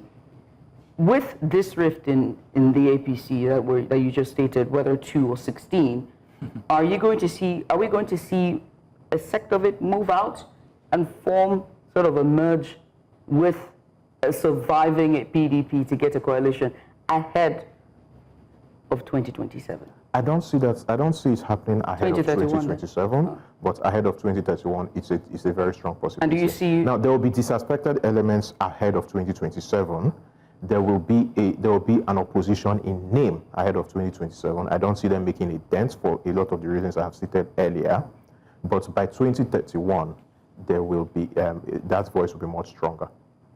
And much stronger.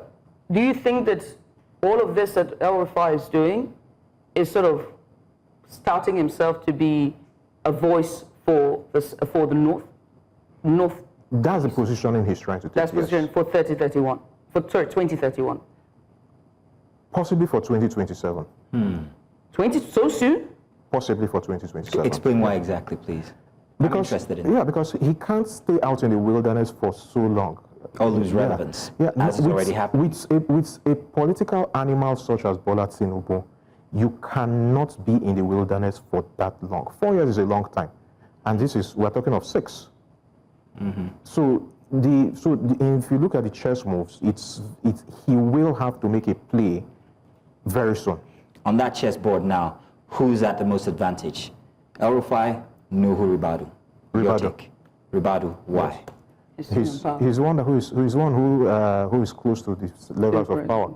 He's still in power. And if there's one thing that you will give the Tinubu apparatus, they know how to wield power. Wow. What would be a strong power bloc? What's your predictions? You have watched the news, you have seen politics, you've seen the changing tides in our political narrative and the landscape. What would be a strong political? What's something that you think our viewers should look out for? Depends on how you define political power blocks. Is it based on regions? No, in terms of like the mergers, you know, what you see like in terms of figures that would most likely come together and form a merger. So definitely people who are still who will remain loyal to the Tinubu apparatus, and then friends who will coalesce behind either likely Ribadu or the current vice president. The current vice president? Yeah, he's still vice president, so he could get involved. But it's going to be from, I think it's going to be from the northeast. It's going to be from north. So basically, we're not looking at a system where another party is actually going to topple the APC, or it's going to be from inside. It's like it's going to be from inside. Yes. Yogurt eating itself from the inside. That's the way I see it. I don't see another party toppling the APC at least until 2031, not in the next election cycle. Oh, and PDP is done and gone. Where is PDP? Or what is it? What is a PDP? That's a very interesting take on the situation here, especially with the two very notable individuals still inside of the APC. If you were to give a timeline, let's say between now and the end of the year, or maybe the end of the first quarter, half of the year, where would you place El-Rufai this time 3 months from now? I'll invite you to the opening ceremony of my church, where I give prophecies. And my accountants will be in touch for you to give your offering. No, I'll be the accountant. You are the arm of, the SPM intelligence, and you guys have the stats and the data. So that's why this question has been posed to you. The such things, you can't give a timeline for that. At some point, he will almost definitely leave the APC. That's going to happen, but it will be a fool's errand to give a timeline. All right. I mean, it's now that you're here, now that we have you here, we know we're talking about two elements, two individuals and personalities, El-Rufai and Ribadu. But let's talk about Ribadu away from the rift between them, away from a political narrative and landscape and all that's happening. Security. As Ribadu dawned, as we head to a second year of this administration. As we head to the third year of this administration. Rather, as we finish second year, going to the third year, because we finished second, math, forgive me. They're going to the third. Maths. I did well. Please, don't do that. Going to the third, right? We're getting into the second ministerial scorecard series. Ribadu isn't a minister. Though not a minister, but still the national security, I think he has done poorly as national security advisor. I mean, you have to calculate. If you want to drive from here to, say, Mina, you have to calculate, because anything can happen on the roads. Right. In Nigeria's geopolitical environment, with Niger and our general milieu, we've not come out smelling of roses. All of that is the national security advisor's job. So if our internal security is found wanting, and our influence outside in our geopolitical neighborhood is also wanting, then how can you give him? You can't give him a pass mark. So can you construct an instance how this will influence his ambition for 2031, as you allege, or as people allege that he might have interest in the presidency? No. You cannot period. I can't. For example, Nigerian politics is cash and carry. So if he manages to build the war chest, which people are alleging that he's trying to build, which would include who? War chest is money. Okay. Yeah. So if he does manage to build that war chest that people are alleging that he's trying to build, then all bets are off. It's a very interesting conversation here. I do believe I'm out of questions, because you have actually answered all my questions. I mean, the truth of the matter, do you think that he can, you're saying, a war chest in terms of, because the elections is cash and carry, right? Well, again, there has to be some level of interest. We saw popularity. Can he win the popularity vote? That's what I'm trying to say here. Can he win the popularity vote, even though with My answer to that question is, does the popularity vote really matter? At least so that you can show that they did not buy it, allegedly. I have been in elections in this country where people bought the votes in my presence, and somebody sat me down, and I've written about it. The elections that brought Willie Obiano to power in Anambra State, I was there when money changed hands and people went to line up behind Apuga. And then when I tried to explain to somebody that you are selling your votes, the guy sat me down and educated me properly as to why I was very foolish. So what are we saying? Chet, I want to say thank you very much for giving us a very entertaining yet very, very critical and academic look from your viewpoint of the situation between the two individuals, men of power within the APC, and that's El-Rufai and Nuhu Ribadu. Thank you very much, Cheta. Thank you for having me. You sat us down and educated us very properly. Enjoyed that. Absolutely. Hopefully you did as well. Well, do stay tuned, because we've got more conversation coming up. As, of course, the news at the top of the hour right here for Breakfast Extra.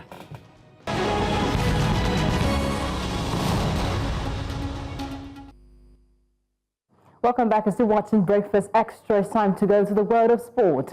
We begin with the zonal qualifications for the National Sport Festival Gateway Games 2025. Team Delta, they reaffirmed the dominance by securing 12 out of 16 available tickets at the South-South Zonal eliminations for the 22nd National Sport Festival set to take place in Ogun State.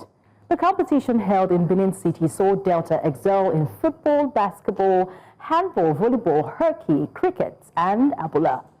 Edo State follows with 8 qualifications as Rivers claimed 7, Bayelsa secured 6, while Akwa Ibom managed just 1. Cross River did not participate. Delta Sports Commissioner, of course, Honoré Borori, he praised the athletes and emphasized the need for early preparations to retain their national title. With their strong showing, Team Delta is poised to dominate the upcoming festival once again. The National Sport Commission has inaugurated a board for E-Sport Federation of Nigeria, making a significant step to the country's e-sport development. The event took place on Friday at the Moshood Abiola National Stadium in Abuja. National Sport Commission Chairman Shehu emphasized the federation's goal to compete globally while engaging young Nigerians in the growing e-sport industry. Bukola Olopade, who is the DG of the National Sport Commission, highlighted e-sports potential to energize youth, with stakeholders estimating its reach to 46 million people in Nigeria. The 13-member board, led by President Yahya Maikori and COO Pedro Damilola, will oversee the federation's activities. The Bank of Industry has pledged support, signaling a bright future for esports in Nigeria. Moving away from there, we'll say Cote d'Ivoire's young elephants, of course, avenged their earlier loss to Nigeria's Flying Eagles with a 2-0 victory in their second international friendly in Abidjan on Friday. Now, after losing 2-0 on Wednesday, the Ivorians dominated the rematch at the Stade Félix Houphouët-Boigny Stadium. Of course, Tepe Yahaya Kada opened the scoring in the 17th minute, while Isaac Cisse doubled the lead with a penalty 8 minutes into the second half. The Flying Eagles, who had won the first game with goals from Daniel Bamei and Divine Ulisse, they struggled to replicate their performance. The Nigerian team will return to Abuja today, Saturday, as coach Zuberu Aliyu Zuberu, he reflected on the loss and looks ahead for the Under-20 African Cup of Nations. We have prepared. We really want to assess most of the players, number one. Number two, our tactical approach to matches that we are trying to put in place, that we are likely to go and adapt during AFCON. The first match, we used the plan A, and it worked. And we decided that, okay, should in case the opponent come with superior tactics, maybe when they neutralize our own tactics, let's go for plan B. And exactly that is what we test run this evening. And eventually we lost the match. Though some changes, 1 or 2 players were given opportunity to play, but not the same. What we wanted to see, we've seen it. I've said, this is just the second phase of our preparation. And as soon as we get back to Nigeria, we'll be going to break for some days. By the time we come back, when we reconverge, then some foreign players will start coming, and some players that we even cited in the league in Nigeria, they will join us. So by then, we start putting the team together to see how we can come out with a formidable team. Of course, having to test plan A and B, the Nigeria's D Tigers, the basketball team, they will not have to do that because they maintained their 42nd position in the latest FIBA World Rankings released on Friday. The team also remains 6th in Africa despite a strong performance in the final phase of that 2025 AfroBasket qualifiers. The Tigers secured 3 victories in the final phase of the qualifiers, of course securing their place in the upcoming championship. However, their ranking remained unchanged. Mali made the biggest leap, moving up 18th to 12th in Africa. South Sudan leads African rankings, followed by Ivory Coast and Angola, not forgetting Tunisia and Egypt making up the top on the African scene. Now talking about athletics, Sweden's Amand Duplantis, he broke his own men's pole vault record for the 11th time, clearing 6.27 meter in the All-Star Push event in France. Now, the 25-year-old Olympic and world champion secured victory with a 6.02-meter jump before surpassing that previous 6.26-meter record set in August. Duplantis first broke the world record in 2020 at age 20, surpassing Renard's 6-year mark. And right now, since then, he has steadily improved the record, including the Paris 2024 Olympics, where he closed 6.25 meter to win gold medal. The 10 major titles he aims to complete the World Championship hat-trick in 2025. We cannot wait to see that, of course. But there you have it at this time. Sport update. I am Onyinyechi Obaro. Back to you, Judith and Maximo. Thank you much, Onyinye. And you look good today, as always. Thank you. And now we're going to be turning to the news in just about a bit, so do stay tuned.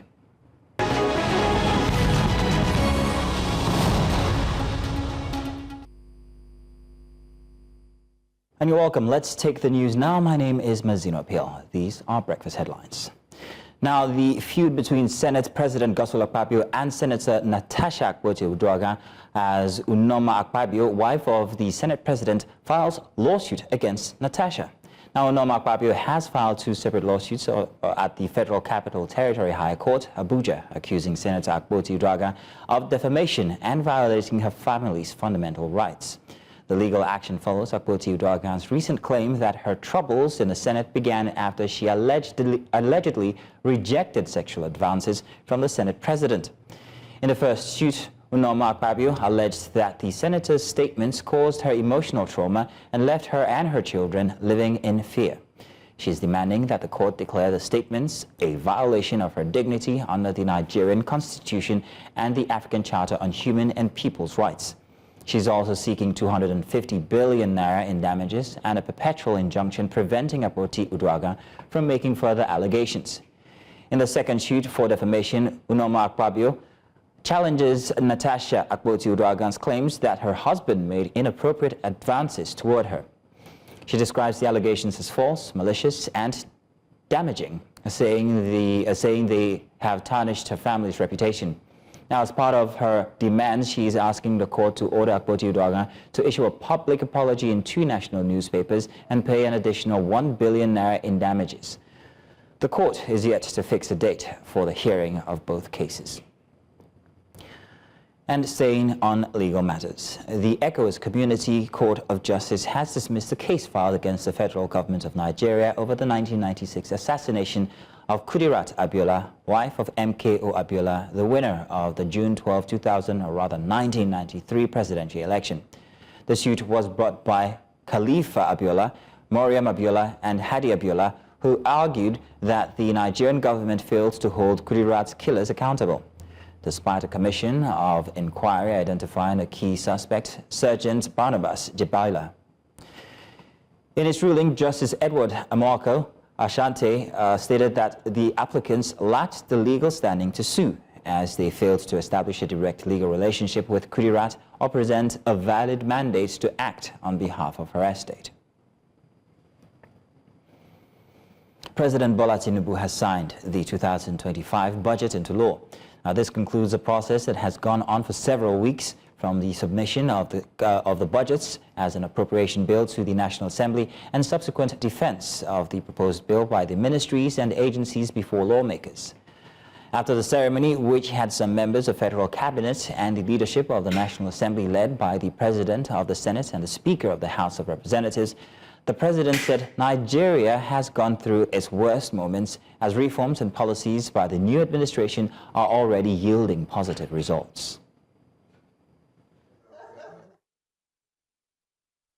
Started with a visit by Super Bowl champion Moro Ojomo, who had visited the president in company of the chairman of the Nigerians in Diaspora Commission. Ojomo outlined his vision for Nigeria to the president, which was warmly welcomed. The NFL right now is the largest sport in America. It's not close. There's no competitors really. When you look at it from a money standpoint, from a viewership standpoint, from a passion standpoint, my idea is a facility that encompasses both things, where we have youth training to have the opportunity to be educated overseas. because high schools and colleges are very interested in finding talent wherever. And Nigeria didn't even go and look for the NFL. The NFL came and looked for Nigerians. Seeing you as a citizen from blood, yes, as a Nigerian, bringing back the memory of that Super Bowl finish, the carry Nigerian flag and all of that, is just of a tremendous impact on me. If you have any recommendation or pathway on what I could do to make it better, work faster, yes, let me know.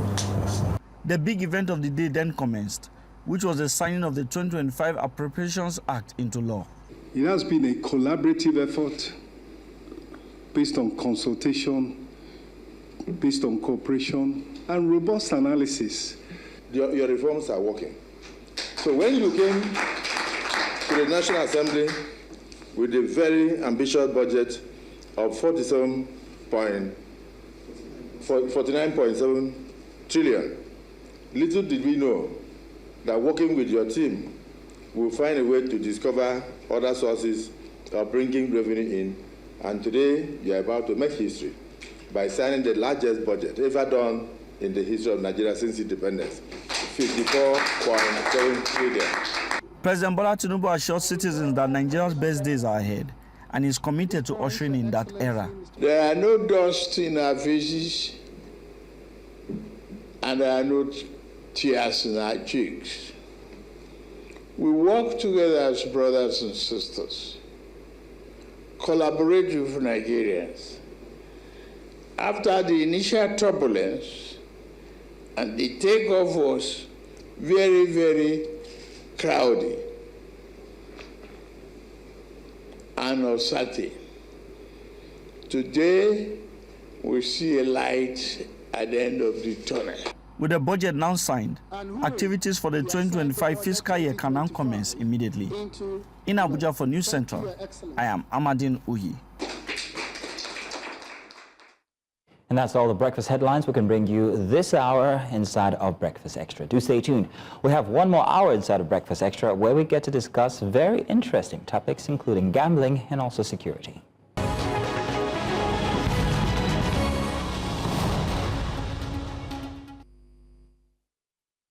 And you're welcome back. Now, gambling has become a pervasive activity in Nigeria, with approximately 60 million citizens aged between 18 and 40 engaging in sports betting. This surge is largely attributed to the accessibility of online betting platforms, allowing individuals to place wagers conveniently for their mobile or from their mobile devices. Now, the industry has seen significant financial growth, with revenue in the gambling market projected to reach $3.63 billion within 2025.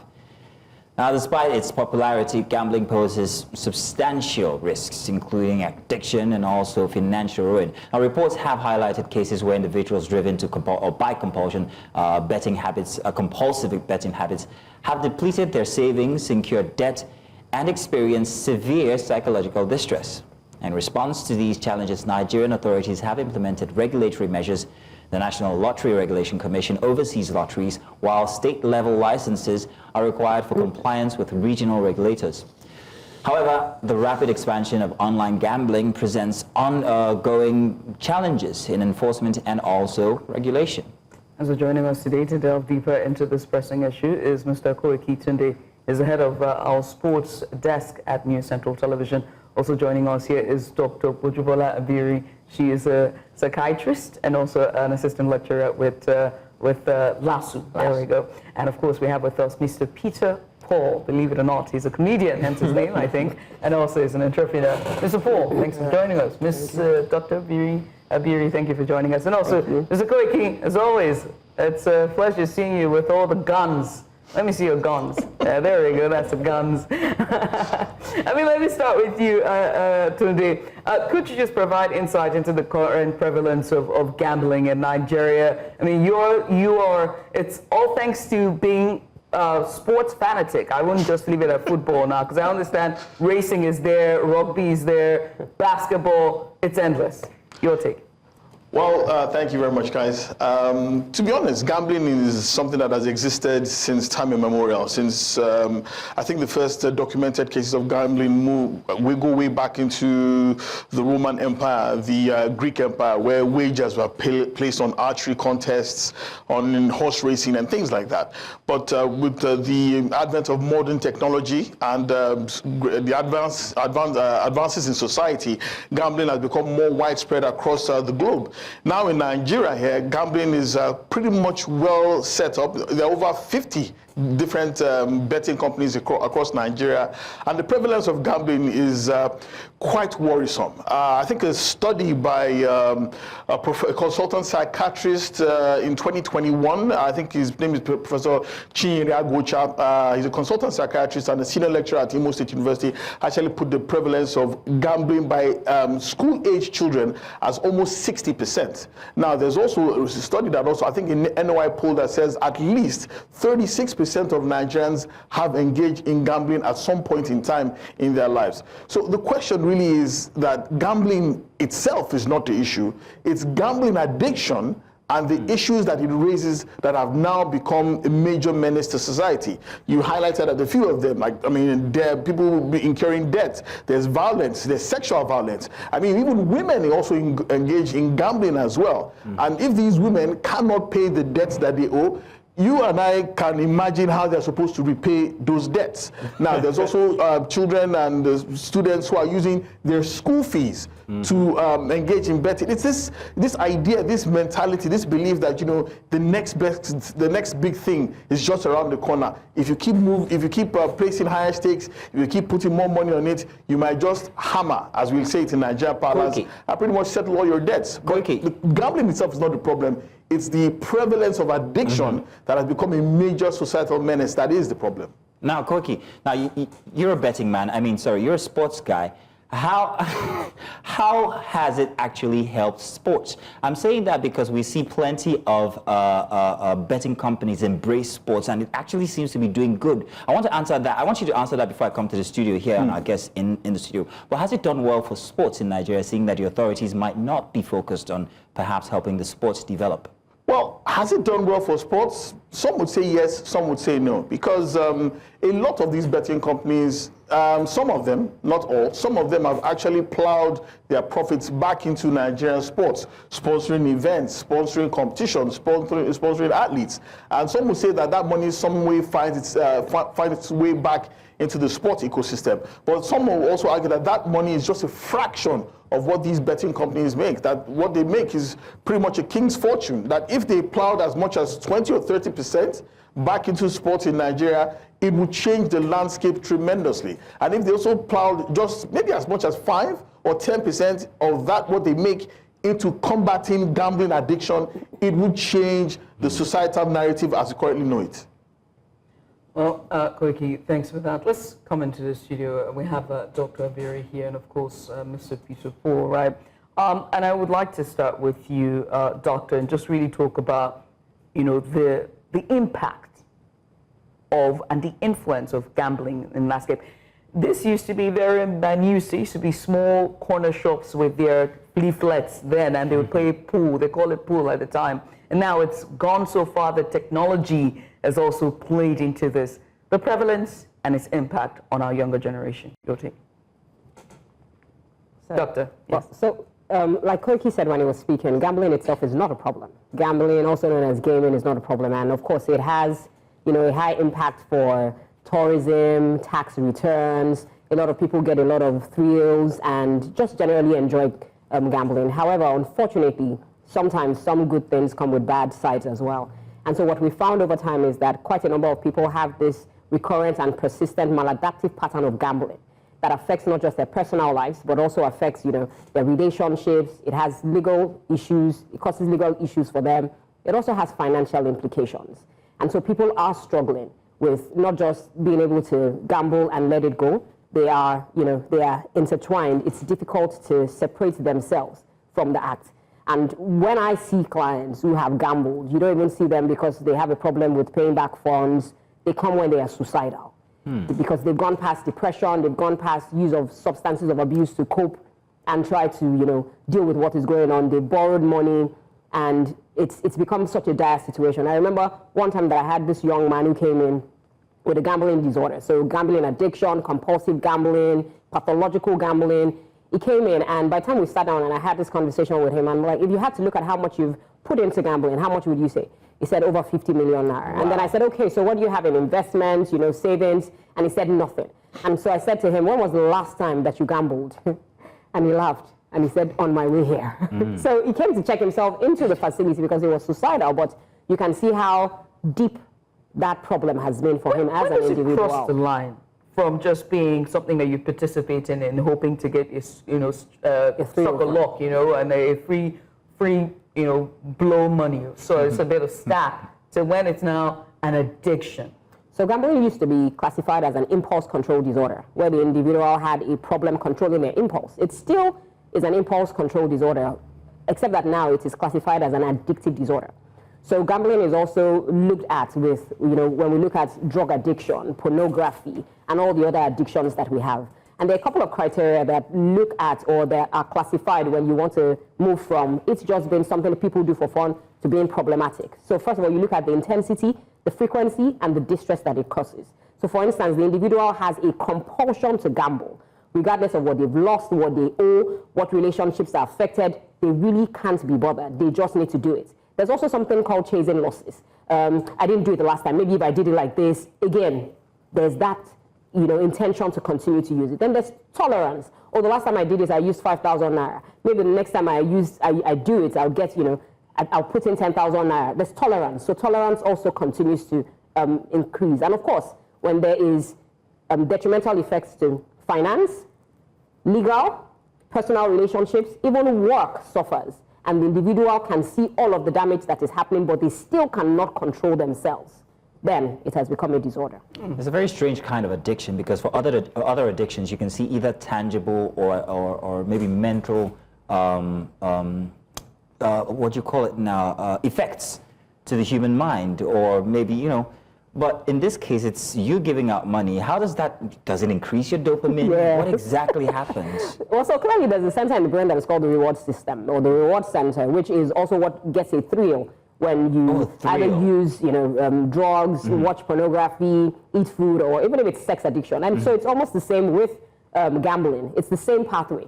And so what the individuals find is that every time they want to play, every time they put, you know, in a bet, every time they gamble, every time they're waiting for the results, there's a release of dopamine. And of course, that dopamine is an expectation of more hits. But of course, when there's no win, it crashes. And the only thing that the individual thinks about is, I can still put in something, I can still continue to chase in the hope. Again, it's a risk. It's not the money they're chasing, it's not the win, it's that so hit. It's a thrill, yeah. So it's the thrill that comes with it, and, well, this hope that something will come of it. Let me talk to Peter Paul here, not P squared, no relations.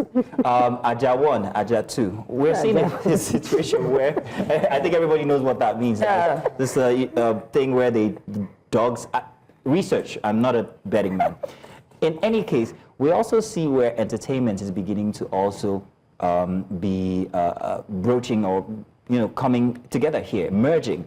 We see betting companies endorsing people like you, comedians, and asking them to, you know, pull people along. What are there any moral regulations for people in entertainment when it comes to betting, or whether they have responsibilities as to the people that they are giving out this information to tell them to go bet some more? What's your take? Well, for me, I feel like it's a selfish purpose. Deep down, them promoting these things, these colleagues or comedians of mine, mostly the skit makers, are the people who promote these betting companies. You get? So most of them do it for their own selfish gain because they have something to gain from it. So there's nothing like sure odd. You know, they deceive you and tell you there's a sure odd, this one, once you play it, now hit, you get, like she said, it's an addiction. People have lost their houses because of gambling. People have lost their marriages. So to the ambassadors of these betting companies, I mean, is there any responsibility or any sense of guilt that comes to them noticing that people are actually going spending their kids' school fees or even their feeding money for the family. Yeah, like I said, it's a personal gain. You understand? For me, if I'm doing it, I don't care what happens to you. Do you bet? Yeah, I have. I won't lie. I have. Why? It's not like... It's not an addiction. It's not an addiction for me. So there is such a thing where people actually can engage in it responsibly. Responsible gaming. Yeah, responsibly. Yeah, but in responsibility and responsible gaming, let me come to you, Koiki. There's also the issue of underage gambling, right? I know you're shaking your head, same as me, right? There's also an issue of underage gambling, right? And there's no monitoring. There's no controlling of this fiscal and even online gambling activities that happens. What are those challenges that that they face, and how best can the regulators be more ironclad about how these operators go about their business and activities? Judith, it's a major problem, major issue that even the companies themselves are dealing with. At a few times I've had to walk past or walk into these outlets, and you can clearly see that some of these people have no place being here. Now, there are signs on the wall that said that people under the ages of 18 should not be in this facility, but you still see them all the same. Another way, in other clients, for example, in the clubs abroad, if you do not have an ID showing that you're 18 and above, you cannot get in. In these places, nobody's asking for an ID, nobody's asking questions. All they want is your money. Now, we now begin to see that pattern where I talked about almost 60% of school-age children are now involved in some kind of betting or the other. Now, these some of these companies have done their best. They go out doing sensitization activities. They go to schools. They go to universities. They go to churches, mosques, make major gatherings where they can find young people and also try and warn them about the dangers of about betting. But it is not enough. But another thing that we haven't even talked about is the fact that even betting itself is also destroying the very sport that is supposed to be supporting. With the rise of shore odds, or do I say these Eastern syndicates who are trying to fix matches. Match fixing is now a major scandal, a major problem all across the world. You find some of these faceless syndicates look for individual players or teams and ask them to do something, maybe fall down at a certain time in the game or kick the ball out to throw in, and they promise you millions. Now, when they do that, these players make a tremendous amount of money. They now look for other people to get into the game, thereby destroying the integrity of the sport. So it's you know that Chinese symbol of a dragon eating its own tail? It's exactly, that is exactly what we're seeing. But the issue of underage gambling is a major problem that the authorities need to be doing something about. They cannot leave it in the hands of the companies themselves. They will do what they can, but at the end of the day, they're a business. They want to make money. They don't really care who brings the money as long as their vaults are filled. The National Orientation Agency, they should get involved. Religious organizations, they should get involved. But another interesting thing that you find that this gambling at times, it can be seasonal. Ramadan has started this today. If you have a few people who own betting outlets, they will tell you that business is going to suffer for the next 1 month. So these same people know, as a matter of fact, that what they are doing is wrong. Islam strictly prohibits gambling in any form. So you will see people staying away from gambling for 1 month. But after that 1 month, they go back at it with a gusto, and you now begin to wonder exactly what is going on in their minds. Well, I thank you for that. When you raised two things, right? The media, the effect of it on the sports, and also the fact that there's also a downtime, meaning that these persons, the participants of this, they understand that this is really bad. But let me come to you, Mr. Peter Paul, and ask about, the media. You're a comedian, right? And so you are right in there when it comes to entertainment. The intersection between the gambling gambling addiction or behavior, right, and our pop culture. Should entertainers, whether it's comedians, musicians, actors, or just influencers, social media influencers, bear some level of responsibility in curtailing the spread of gambling? Yes. And the reason why I ask this is because they always say that, oh, I'm not a role model, I'm just doing my job. That should be your responsibility, But why did you say yes? Why I said yes is because you bringing this thing to your followers, deep down you know that these things are not good.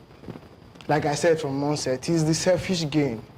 They don't care about their followers. Nobody cares. It's just all about the money, you know, just to make the money. But now the problem is there's not even a body like fighting against this thing. Like I've on my own thought about it. You keep doing like promoting these betting companies. You keep promoting them, making people feel like you make money from it, whereby it's not that way. Yeah, you will bet. Somebody they will come and tell you have sure odds. There's nothing like sure odds. You can't predict the future. It's football. Unless you fix it, like Koiki said. I kind of, you know, I'm a descendant of Dr. Strange. Except by a flash. Yeah, I have a So, I'm sorry, conclude, please. Yes, please, go ahead. So, like I said, you can't predict time. So you cannot tell me that you know that this game will end 2-0. I should come and impute my money into that. That's a waste of investment. Because once that game caught, that's it. Game caught. The terms are very, very unique. Dr. Berry, regarding solutions for people who might be addicted, do they need to seek help from facilities, mental institutions, or can they attend to the situation by themselves? And what do regulatory bodies need to do to be able to help people who are addicted to gambling? So we have a bit of a huge problem on our hands because we have so many things rushing at us at the same time. We have substance abuse, we have, you know, internet addiction.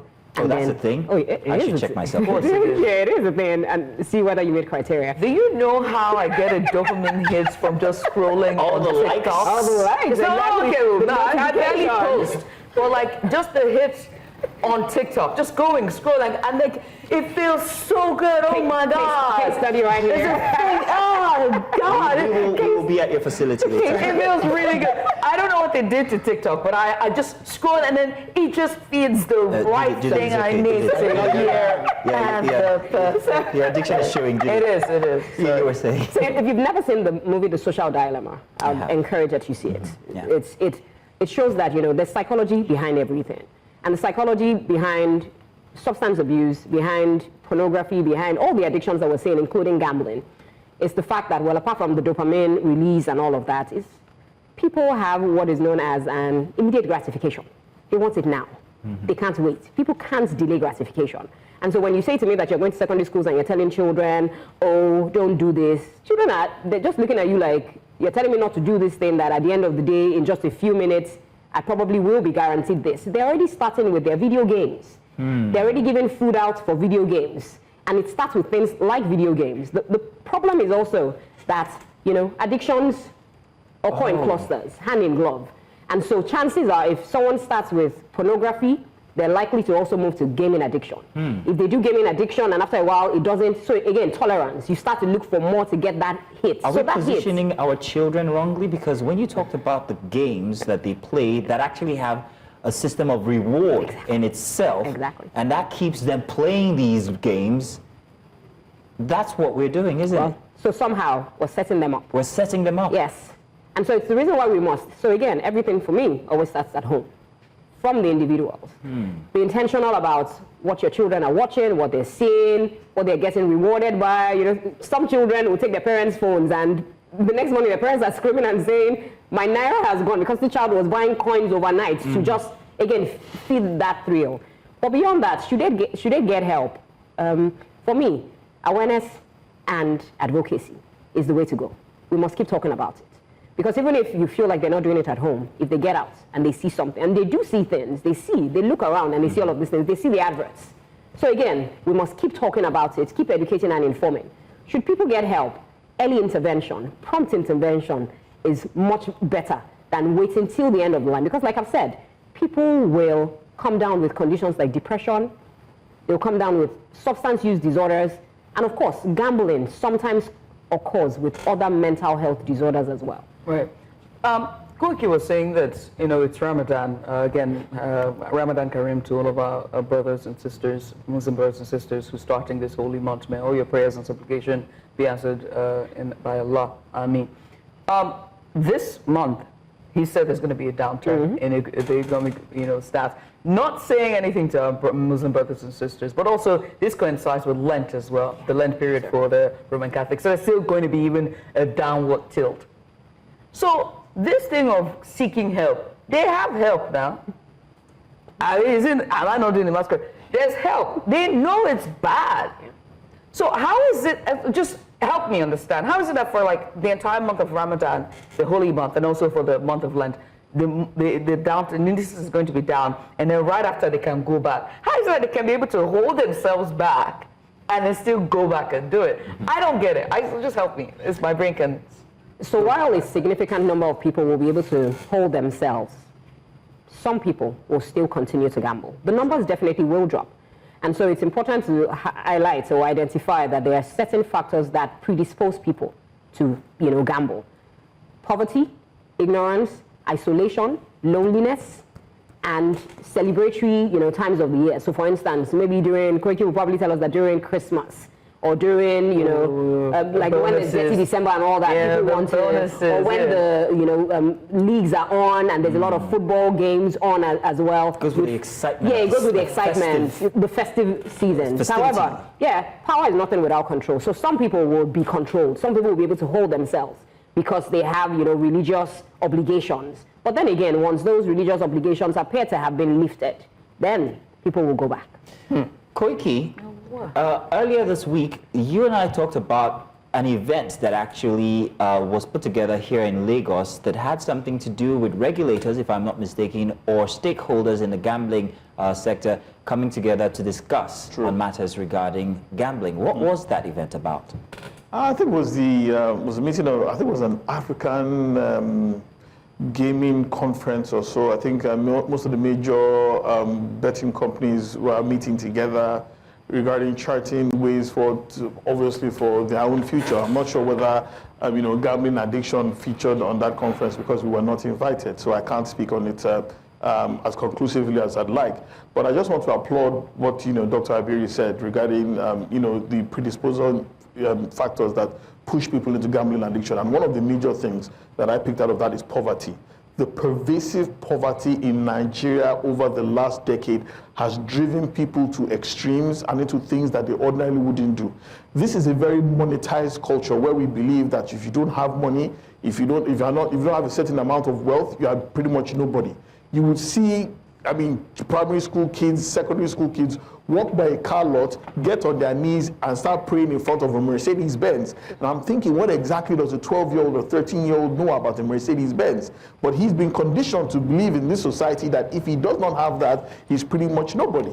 And that is the problem that we need to tackle. People are looking for the next big thing. If I use 1,000, I can use 1,000 naira to make 10 million naira. I can have money and solve all my problems. We need to deal with these issues regarding pervasive poverty. Koiki, I don't want you to go too far. You've just mentioned something I wanted to harp on here. Okay.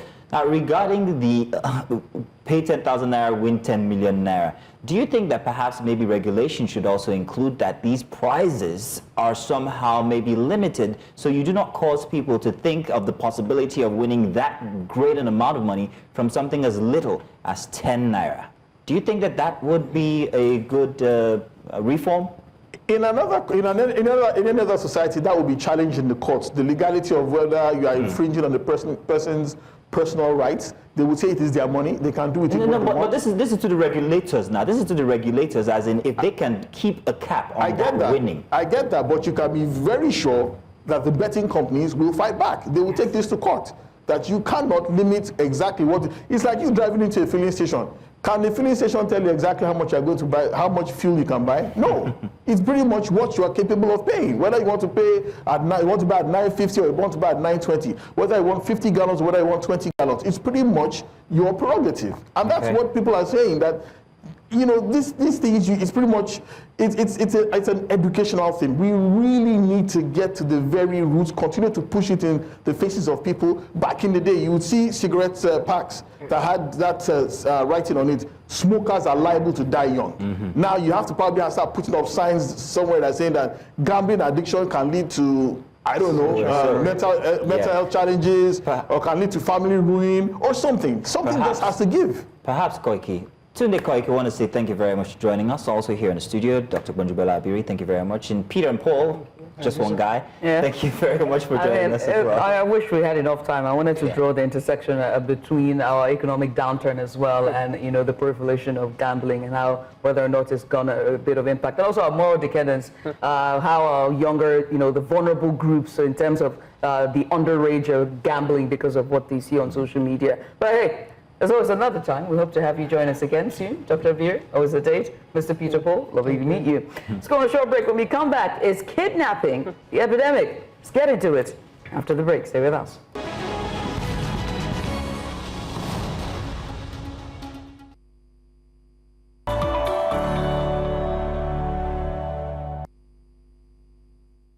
And welcome back.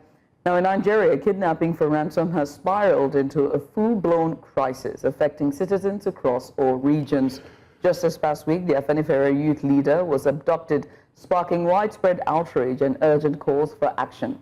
The Nigeria Police Force, NPF, has launched a special rescue squad, while security analysts warn that this latest high-profile case reflects a deeper failure in intelligence gathering, policing, and community protection. As abductions escalate from rural highways to urban centers, the government faces mounting pressure to curb this epidemic before it erodes national stability further. The situation has drawn reactions from different quarters, with the Arewa Youth Consultative Forum demanding swift government intervention to rescue victims and prevent future incidents. Meanwhile, concerns persist over the inefficiency of ransom negotiations, the proliferation of armed groups, and the lack of proactive security strategies. Now, despite increased security budgets and special task force, kidnappers continue to operate with impunity, adapting to countermeasures and exploiting weak law enforcement structures. So the question is the Nigerian state losing control over internal security? And just what sustainable policies can be implemented to combat this menace effectively? So to help us dissect these urgent questions, we're joined by Alex Okonkwo. He's a global security and public affairs analyst. Mr. Alex Okonkwo, you're welcome. Thank you very much for joining us, sir. So, sir, kidnapping incidents, it's no longer isolated cases here and there, but it's a full-blown epidemic. So what are the key factors driving the surge in abductions across Nigeria, if you'd say? Okay, that's a good one to start with. Let us clarify something so that Nigerians will know.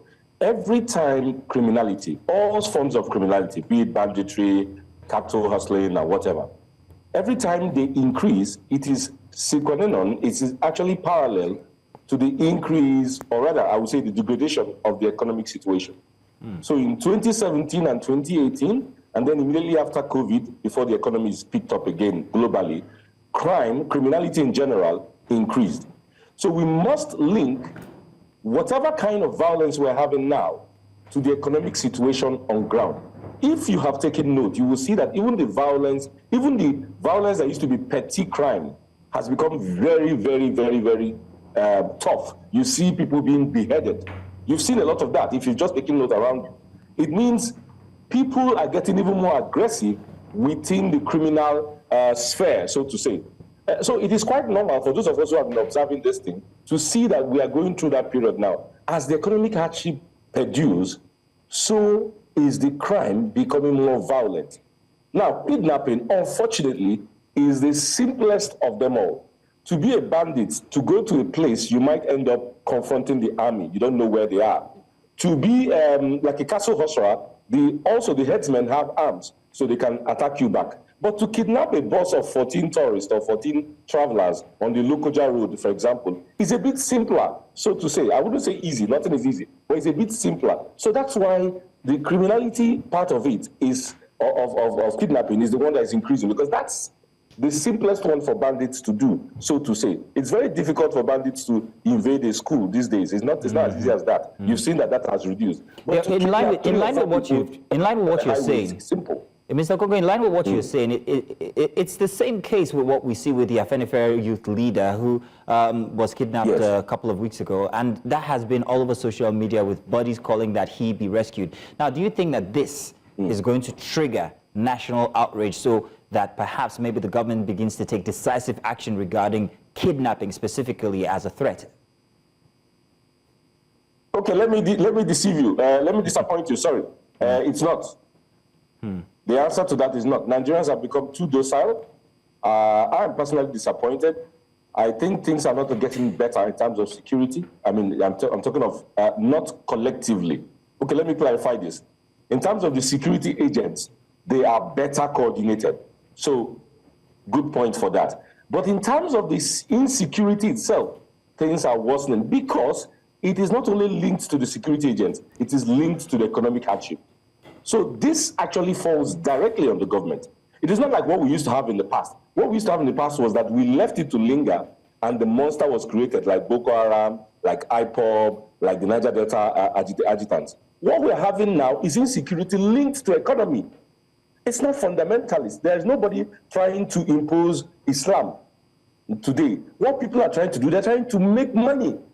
So the kind of insecurity we have now is totally impossible for security agents to handle it. It is linked to welfare. It is linked to people trying to get rich. If their business is going on, the traffic of arms is increasing every day, every week, literally. Customs seizes a batch of arms being imported. People are going to it as business.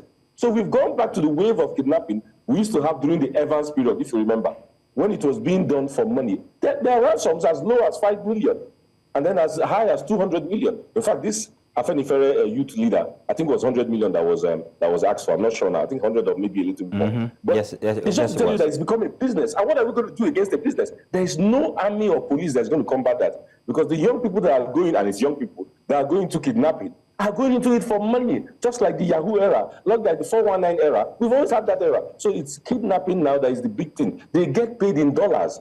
Those ransoms are asked for in naira, but in reality, they get paid in dollars. So there's a bureau de change, there's somebody, the intermediary, that transforms that money in dollars. You can't carry 100 million around. By the time you carry that, it will be like 10 Ghana must go, and we'll all find out that it's money you're carrying. So a lot has changed. It's beyond just our security agents. That's why I cannot put the blame on them. It's a more collective fault, so to say, and it boils down to the government. Now, I mean, it's a collective fault. It boils down to the government. The police has now launched a special squad for this rescue mission. You also cited Anambra as well. Anambra State has also launched a sort of security outfit called Agune Chamber. All of this are just specialized units to address the kidnapping issues going on. Are they not effective? Is this not a step closer to solving the kidnapping epidemic that we find ourselves, not just here in the southeast, southwest, but also in the southeast as well? Okay, good point. That's a very good one. These states you mentioned are trying, but the thing is, the kidnapping phenomenon is a step ahead. So while Anambra State and some other states, actually even Niger State is doing quite a lot to catch up on these guys, they are being motivated by other things and they're well ahead. Let me clarify something. A state like Kogi State, as you know, is at the confluence of Nigeria. So it means it's bordered by 6 or 7 states that all have forests, Nasarawa, Benue, Enugu, and all that. So the kidnappers have a lot of places where they can run to. It is a vast state. It's more like savannic forest, so it's open. That highway, the deadly highway, which is, I think it's called the Arc of Evil, several years back, is a 200-kilometer stretch from Abuja to Kogi. Anything can happen. There's no amount of checkpoints that can help. I mean, how many checkpoints are you going to put? Even if you put at 1 kilometer each checkpoint, that's 200 checkpoints. It's not going to work. Nobody's going to be able to move so many policemen and soldiers to that point. So there are still some areas where things can happen. The same thing goes for Anambra State. It's a connecting state. So all these states are trying, their governors are trying what they can do. But we need more intervention, both on the militarized side, and I mean the social aspect of it. It is becoming too interesting to go into this, will I call it business, but let's call it criminal sector. I mean, it's too interesting. There's quite a lot to make from it. That's what I'm saying. It's too interesting now to go into that because people are not even surviving. Those who are working are not even surviving. So what's the incentive to go and look for a job? To put it summarily, what do you think needs to be done to the Nigerian security apparatus to help the situation? Very summarily, please. Okay, good question. So better coordination. A lot is being done already. I must give that pass mark. But better coordination, and then at the same time, more presence. Instead of having checkpoints, let's have the patrol vehicles we used to have when we were younger, highway patrols. Let them be more mobile. Because after the between two checkpoints, you can be kidnapped. You get my point? So what we actually need is a more mobile, more mobility in terms of our forces. And then let's go back to technology. Please, let the government collaborate with the fintechs. We have a lot of young fintechs. Let them not just do finance, let them do security. Because we need to go back and find how we can be a little bit ahead of the game. Everything we've said this morning, we are still behind the game of the kidnappers. They are still a step ahead, or even 2 steps ahead of the government and the people of Nigeria, actually. You've done it so well. You said it so well. And that really points to the fact that, and what critics have argued, and you're saying right now, that our Nigerian security architecture is somewhat outdated, and these are just fundamental reforms that we hope to see. And we hope to have you another time to pretty much just join us to give more insight on this, although we're pretty much out of time. But Mr. Okonkwo, this has been sublime. I want to say thank you for joining us. Thank you so much for coming. Have a lovely weekend. Thank you, and you too as well, please. And that's pretty much all we can take for today. It's been quite the 3-hour journey for you, just giving you all the very best, all of the most important topic and issues that affected Nigeria and the globe as well was touched on the show today. Well, we're not done yet because we've still got another half of the book to conclude. For tomorrow, join us 8 a.m. for Breakfast Extra Sunday edition. Until then, from me, Mazino Peel, it's goodbye. Oh, it's goodbye and good night. I'll see you tomorrow. Bye now.